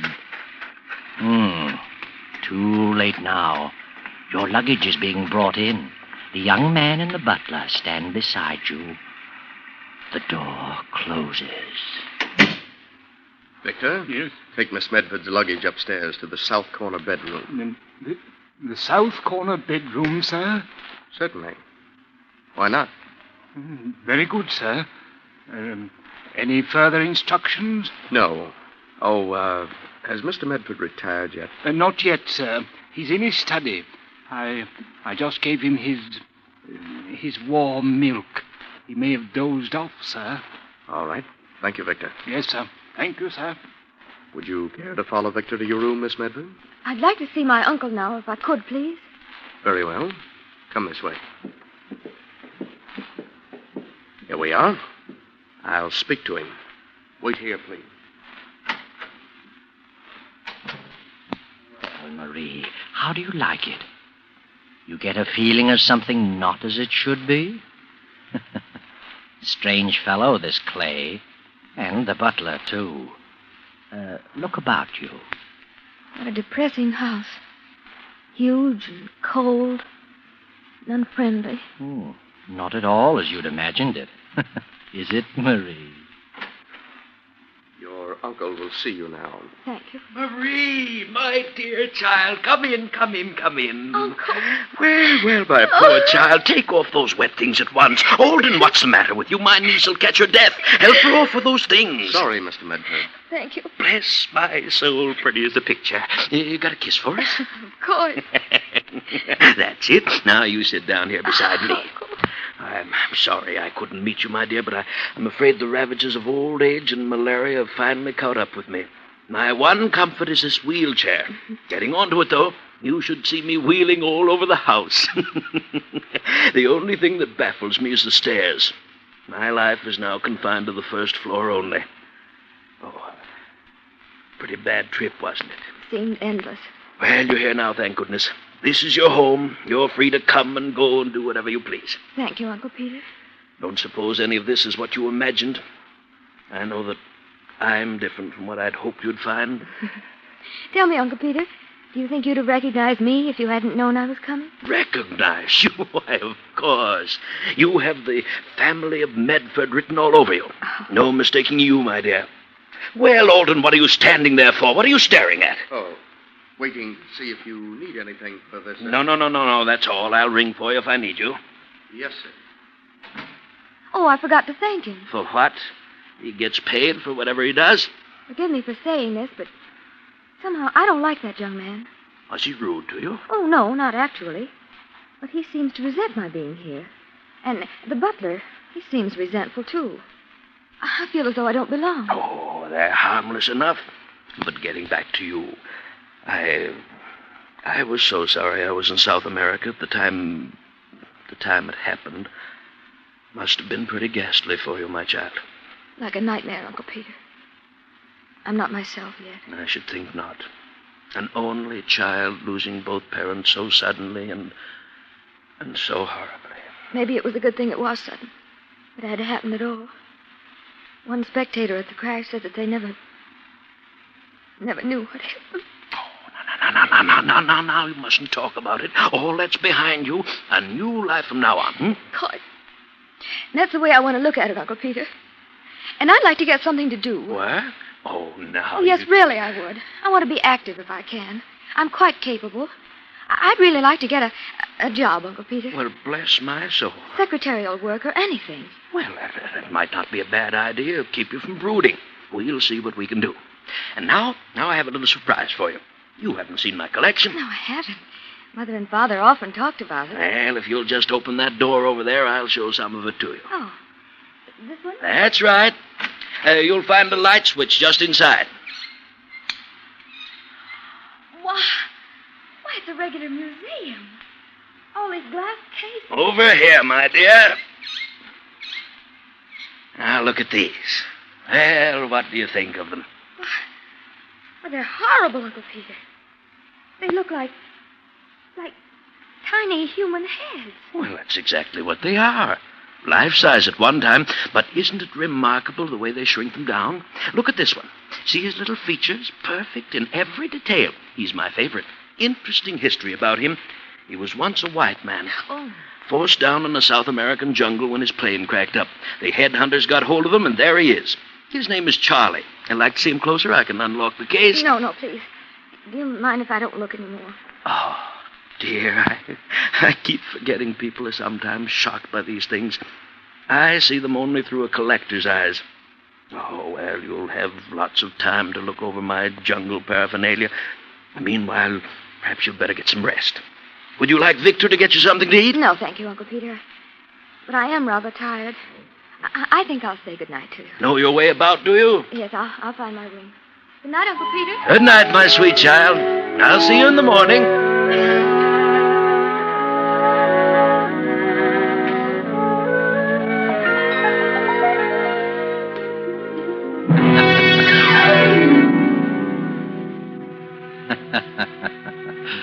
Poor Marie.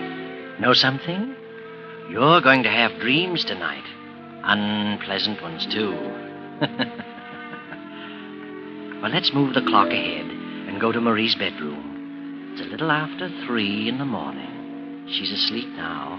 The rain's still coming down. The wind moans outside. Hear it? Yes, Marie's asleep.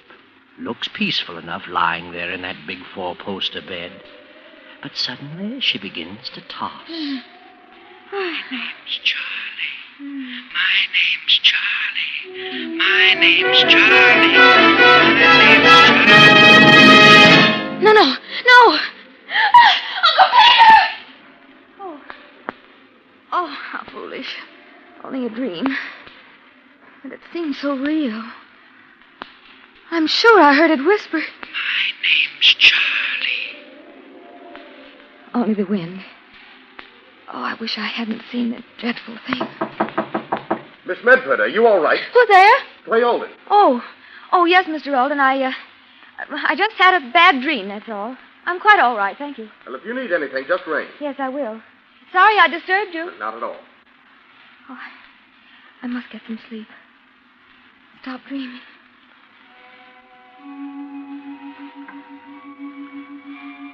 But little sleep for you, Marie.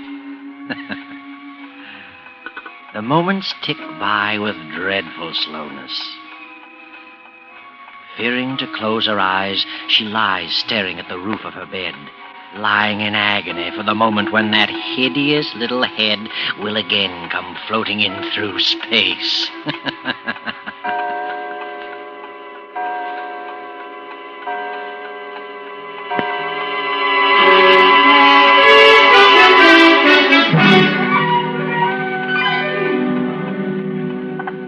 It is morning now. A dreary fog still hovers depressingly over the old house, a cold clamminess which only adds to Marie's sensation of uneasiness.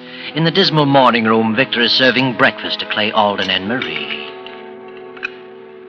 Shame you didn't rest well last night, Miss Medford. It's just the newness of everything. I'll get used to it, Victor. I hope you will, miss. Of course you will. Oh, and Mr. Alden, don't mention anything to my uncle about that silly dream I had last night. Oh, of course not. Did you have a bad night, miss? Yes. The daytime makes such a difference in things. Even you seem different, Mr. Alden. For the better, I trust. Oh, sorry. That wasn't very complimentary. Oh, here comes Uncle. Well, good morning, you two. Good morning, Mr. Medford. Morning, Uncle Peter. You look quite fit this morning, sir. Feeling splendidly. Had the best night's sleep in I don't know how long. And how are you feeling, my child? Quite well, thank you, Uncle. Oh, you remember our conversation of last evening? I mean about you wanting to do something? Yes? I think I've got it for you. Friend of mine named Phineas Drake. Collects books. Just purchased a library complete. Wants someone to catalog it for him. Small pay, but not too difficult. Well, how does it sound? Oh, it sounds wonderful. It's just what I want. Splendid. I'll call him again after breakfast. Can you imagine such an ambitious young girl, Alden? Wants to work, and she's only worth a cool $1 million. Oh, not yet, I'm not, Uncle Peter. Well, whenever you become of age, or whatever it said in your father's will. I thought you knew what it said. I won't inherit my cool $1 million until I'm married. What was that, Miss Medford? You see? Right away you put notions into his head. She said she won't come into her inheritance until she marries. Why her father made that strange provision, I shall never know. But, Marie, you stay your distance from this young man. Oh, Uncle Peter, you're making him embarrassed. Can't an old man have his little joke? Anyway, with all the eligible young men you'll meet, poor Alden won't stand a chance. Oh, Peter, please. Oh, all right. Victor, where are my eggs? Right here, sir. Oh, yes, soft-boiled eggs. That's your diet. Tell me, my dear, did you find your room comfortable? Oh, yes, it's a lovely room. It's almost like a castle. Oh, I miss my old room, the one next to yours. I haven't been up there in over a month. One day soon I'll have Victor and Alden carry me up those stairs just to see if the place looks the same. Victor, serve my niece some more coffee. Yes, of course, sir.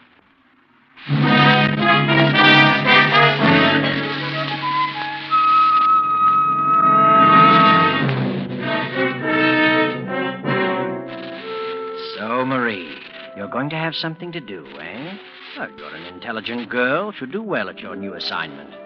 It's harder work than you thought, though. Hours of scanning small print and copying down the individual histories of countless books.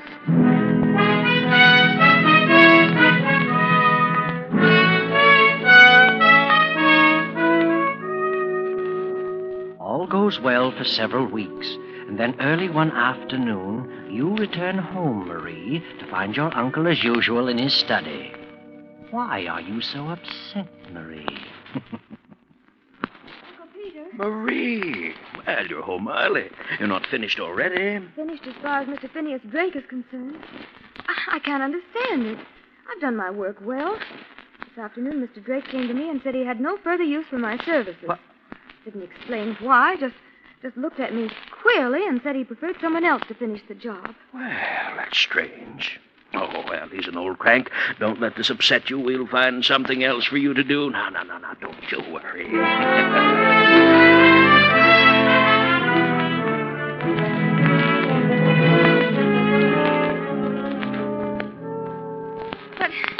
But what's wrong with my work, Mr. Palando? Surely it's been satisfactory. Well, you see, because of the peculiar nature of my profession, I must have someone more experienced. I'm sorry, Miss Medford.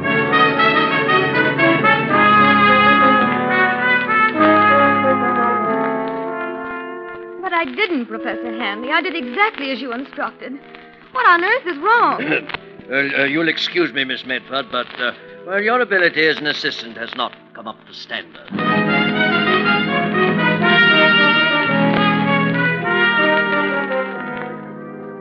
Please listen, Dr. Humphrey. I've studied botany, and I've checked this manuscript most carefully. There's not a single mistake. Very sorry, Miss Medford, but they're not all acceptable. Have to get someone else.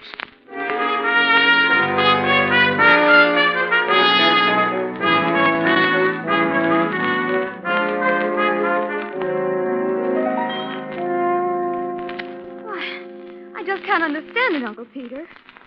Is there something wrong with me? Well, I shall certainly call Dr. Humphrey right away. Oh, no, I'd rather you didn't. But it was only the other day he telephoned me and said what an efficient secretary he thought you were.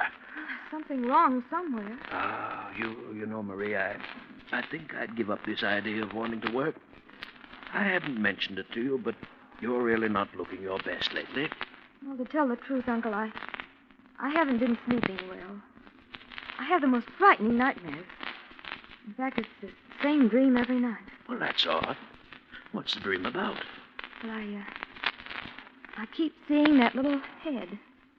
The one you said was called Charlie. Oh, dear. I suppose I made a mistake showing that to you on your first night. If you could only look upon Charlie as I do, you'd realize it is inanimate, dead, with no power at all to do you harm. You'll build up a phobia about that head. Now, the thing to do is to destroy that fear by facing it.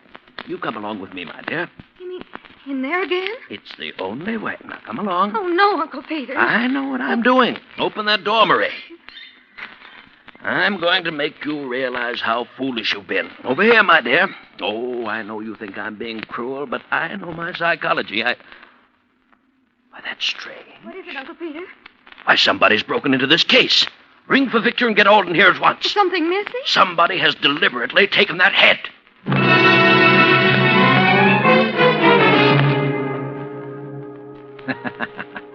So Charlie is missing, eh? Wonder who could have broken the lock and lifted the little head from its black velvet pad. I wonder. But now, several nights have passed, and still the head called Charlie has not reappeared.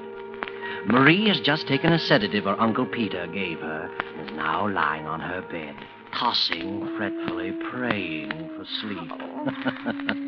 Sleep, Marie. Tonight? Oh, dear heaven. No dreams tonight. Let me get some sleep. My name's Charlie. No. My name's Charlie. No. My name's Charlie. No. Yes, Marie. Open your eyes and look at me. No. You're No. holding me in your hands, Marie. Uncle Peter! Uncle Peter! Uncle Peter! What's wrong, Miss Medford? Where's my uncle? He's downstairs asleep. Oh, you're frightened out of your wits. Another of those dreams? It was no dream this time. room. What? It told me to open my eyes and look at it. And there it was in my hand. I was so frightened I threw it to the floor. Oh, I know dreams can seem terribly real, It was no dream, I tell you. It's there now in my room. When I threw it on the floor, it rolled to the foot of my bed. Oh, don't look at me as though I'm insane. Come look for yourself if you don't believe me. Just as you say. It's right here. I'll turn on this lamp here. Now, it's gone. It was here. It was. I saw it as plainly as I can see you. Oh, I know you think I'm crazy. But I saw it. I tell you, I saw it. Miss Medford, please. What's wrong, Miss Medford? I thought I heard you scream. Marie! It's your uncle. Are you all right? I'm coming down, Uncle Peter. I must talk to you.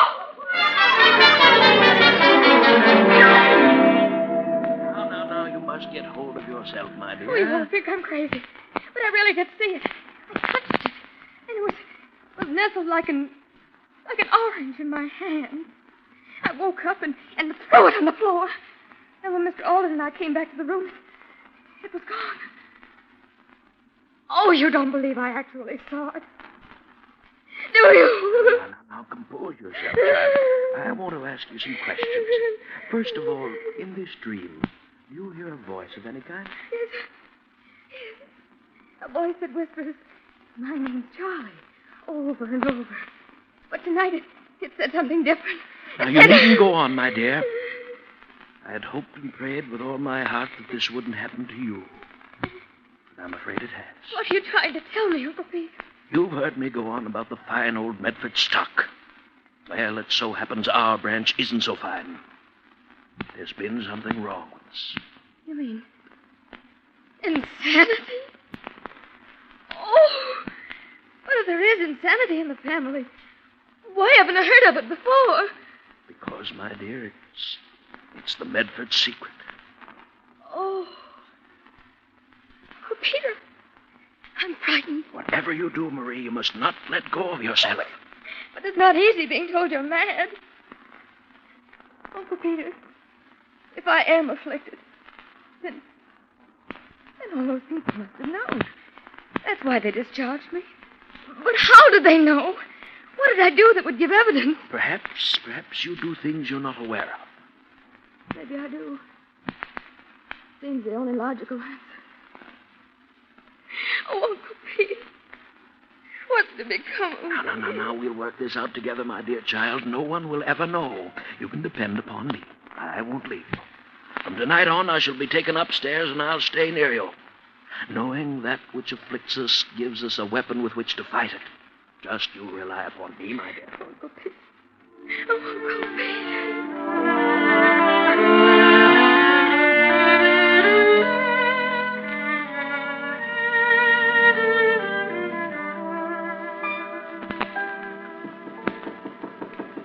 Yes, who is it?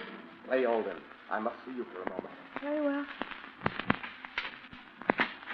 Better not close it. I'll have to talk quietly. Something wrong? Terribly wrong. The old gentleman's asleep in the next room. I had to wait till he dozed off before I could see you. Well?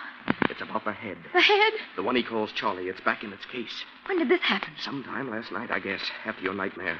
Yes, I'm convinced now that that's all it was. I am not so sure. What? When you threw Charlie to the floor, a piece of his ear broke off. I found it after you went downstairs. Here it is. It's Charlie's ear, all right. I checked it very carefully. Oh, no, this doesn't make sense. Did you ring for me, miss? No, Victor, no, I didn't ring. Oh, sorry, miss. Excuse me. Miss Medford, you're in grave danger. You've got to leave this house as quickly as you can and never come back. What's going on in here? Uncle. What was that I heard you telling my niece Clay? I said she should leave this house and never come back. All the impudence. Alden, explain yourself. I'll be glad to, sir. I think Miss Medford is in danger of losing her sanity as well as her life. What is all this poppycock? Are you trying to frighten my niece? Lord knows she's been through enough. She's been through too much. She weren't made of pretty stout stuff, she'd have been a gibbering idiot by this time. Alden, you're packing your things and leaving at once. Leaving? I'm afraid you're wrong, sir. I'm not leaving. Not yet. Maybe you're leaving. Now, Mr. Alden, what's the meaning of this? I'm sorry to break it to you this way, but I'm definitely convinced your uncle is a diabolical fiend. I can take so much and no more. Look here, Alden. If you know what's good for you, you'll leave here at once. At once, do you hear? You're pretty anxious to get rid of me, but it's too late. Miss Medford, you remember your father's will. You'd come into your money only if you married. Well, if you didn't marry, Uncle Peter would get the money. And if he could prove you were insane, you'd never be able to marry. You see how it all works out? Well, how dare you, Mr. Listen Alden? to that maniac. Listen to me, Miss Medford. Your uncle, your loving uncle, was the one who telephoned your employers and told them you were crazy. Phineas Drake and all the others told me so today. I don't believe it. Lies, lies! Why, your uncle even told me you were crazy. I know what's happened. He himself smashed the lock and took the head from its case and planted it last night in your room. If you'll stand on a chair and look above your bed as I did this afternoon, you'll see a small radio loudspeaker. It's hooked up to a microphone in the backstairs hallway. The voice you heard was your Uncle Peter. I don't believe you. Last night, after you came out in the hallway, your Uncle Peter grabbed up the head, stepped out onto that balcony, and climbed down the vines to his study. Why, he's as mad as a March hare. How could I possibly be a party to such a monstrous plot? Why, I can't even walk. Look at this ear, a piece of Charlie's ear. I found it in Marie's room. That proves she wasn't dreaming, and it fits perfectly. I've tried it. Why, you... Give me that ear. Give it to me! Uncle Peter, you're walking. Give it to me! Look at him, Marie, standing unaided. Does that prove anything to you? Uncle Peter. Oh, and it's true. All right, it's true. I can walk. But you are insane, Marie. Insane. You'll never marry anyone, Marie. I'll see to that. Victor, grab him. Don't move, Mr. Medford. Easy now. Don't believe what Alden says. You're crazy, Marie. There's no escaping it. You'll have those dreams, and Charlie will visit you every night. You'll hear him saying, "My name's Charlie. My name's Charlie. My name's Charlie."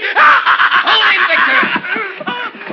Got him, sir. I think you're the one who's crazy, Medford. Maybe that could be proved. Take your hands off me. Take it easy now, Mr. Medford. Take it easy. There's nothing wrong with me. You know it. Is the car ready, Victor? Yes, it's ready. Come in, gentlemen. These are the officers. Then you'd better take him away. Yes, sir. Please come quietly, Mr. Medford. I'm not crazy. I'm not. Hello. You're lying on me. Lying. Lying. Do you hear? You're lying. I'm terribly sorry about this, Marie. Terribly sorry. But it's all for the best. How can it be for the best? But think what this means. He's my father's brother, and if he's insane, then it means that I might be too. Remsen the parent. No, don't worry, Marie. Don't worry. You're safe. You're perfectly normal, I know. No? Yes. You see, he wasn't your real uncle. He was your father's foster brother. I found proof. So you see, you've nothing in the world to fear. How do you know that? Someday, Marie, I'll tell you all about it. Tomorrow, maybe. Why don't you tell her now, Clay? Tell her why you were working as Peter Medford's secretary. Because your father was Peter's partner, his partner. That your father was ruined in business by Peter and killed himself in disgrace. That you suspected him of having cheated your father. That you came to find the evidence and discovered in time Peter's diabolical plan to prevent Marie from ever marrying. Better tell her, Clay. I would.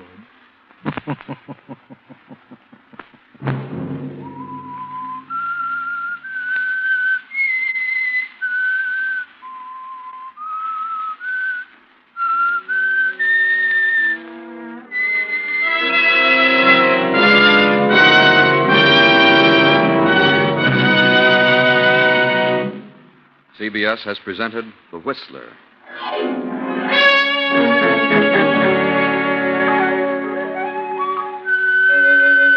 Original music for this production was composed and conducted by Wilbur Hatch. Tonight's Whistler story was written by Joseph Kearns, directed by J. Donald Wilson, and originated from Columbia Square in Hollywood. Next week, same time, I, the Whistler, will return to tell you the strange story of the cursed. Good night. this is the Columbia Broadcasting System. Men, if you have that show-me attitude when it comes to shaving cream, we invite you to try Fitch's No Brush. We think it has the qualities you want in a shaving cream: a smooth, non-greasy texture, a skin conditioner ingredient to protect sensitive skins, and a fast action that instantly prepares your face for the grandest, coolest shave you've ever had. And to top it all off, Fitch's No Brush is reasonably priced. So we suggest you try it. See if we're not right when we say Fitch's No Brush gives a solid comfort shave. If you're one of the many who swear by a lather cream, try Fitch's Brush Cream. This cream gives loads of swell lather that stays more all during the shave. It rinses off easily, too. Like Fitch's No Brush, it contains a skin conditioner that makes even the most sensitive skins feel cool and smooth. Yes, men, for shaving comfort, try either Fitch's Brush or Fitch's No Brush shaving cream. Both come in a form you like at a price you like. What's more, both will give you the kind of shave you like. So ask the man behind her for Fitch's Shave Cream. Fitch, spelled F-I-T-C-H. Thanks for listening to HOJO Radio. We'll be back again very soon.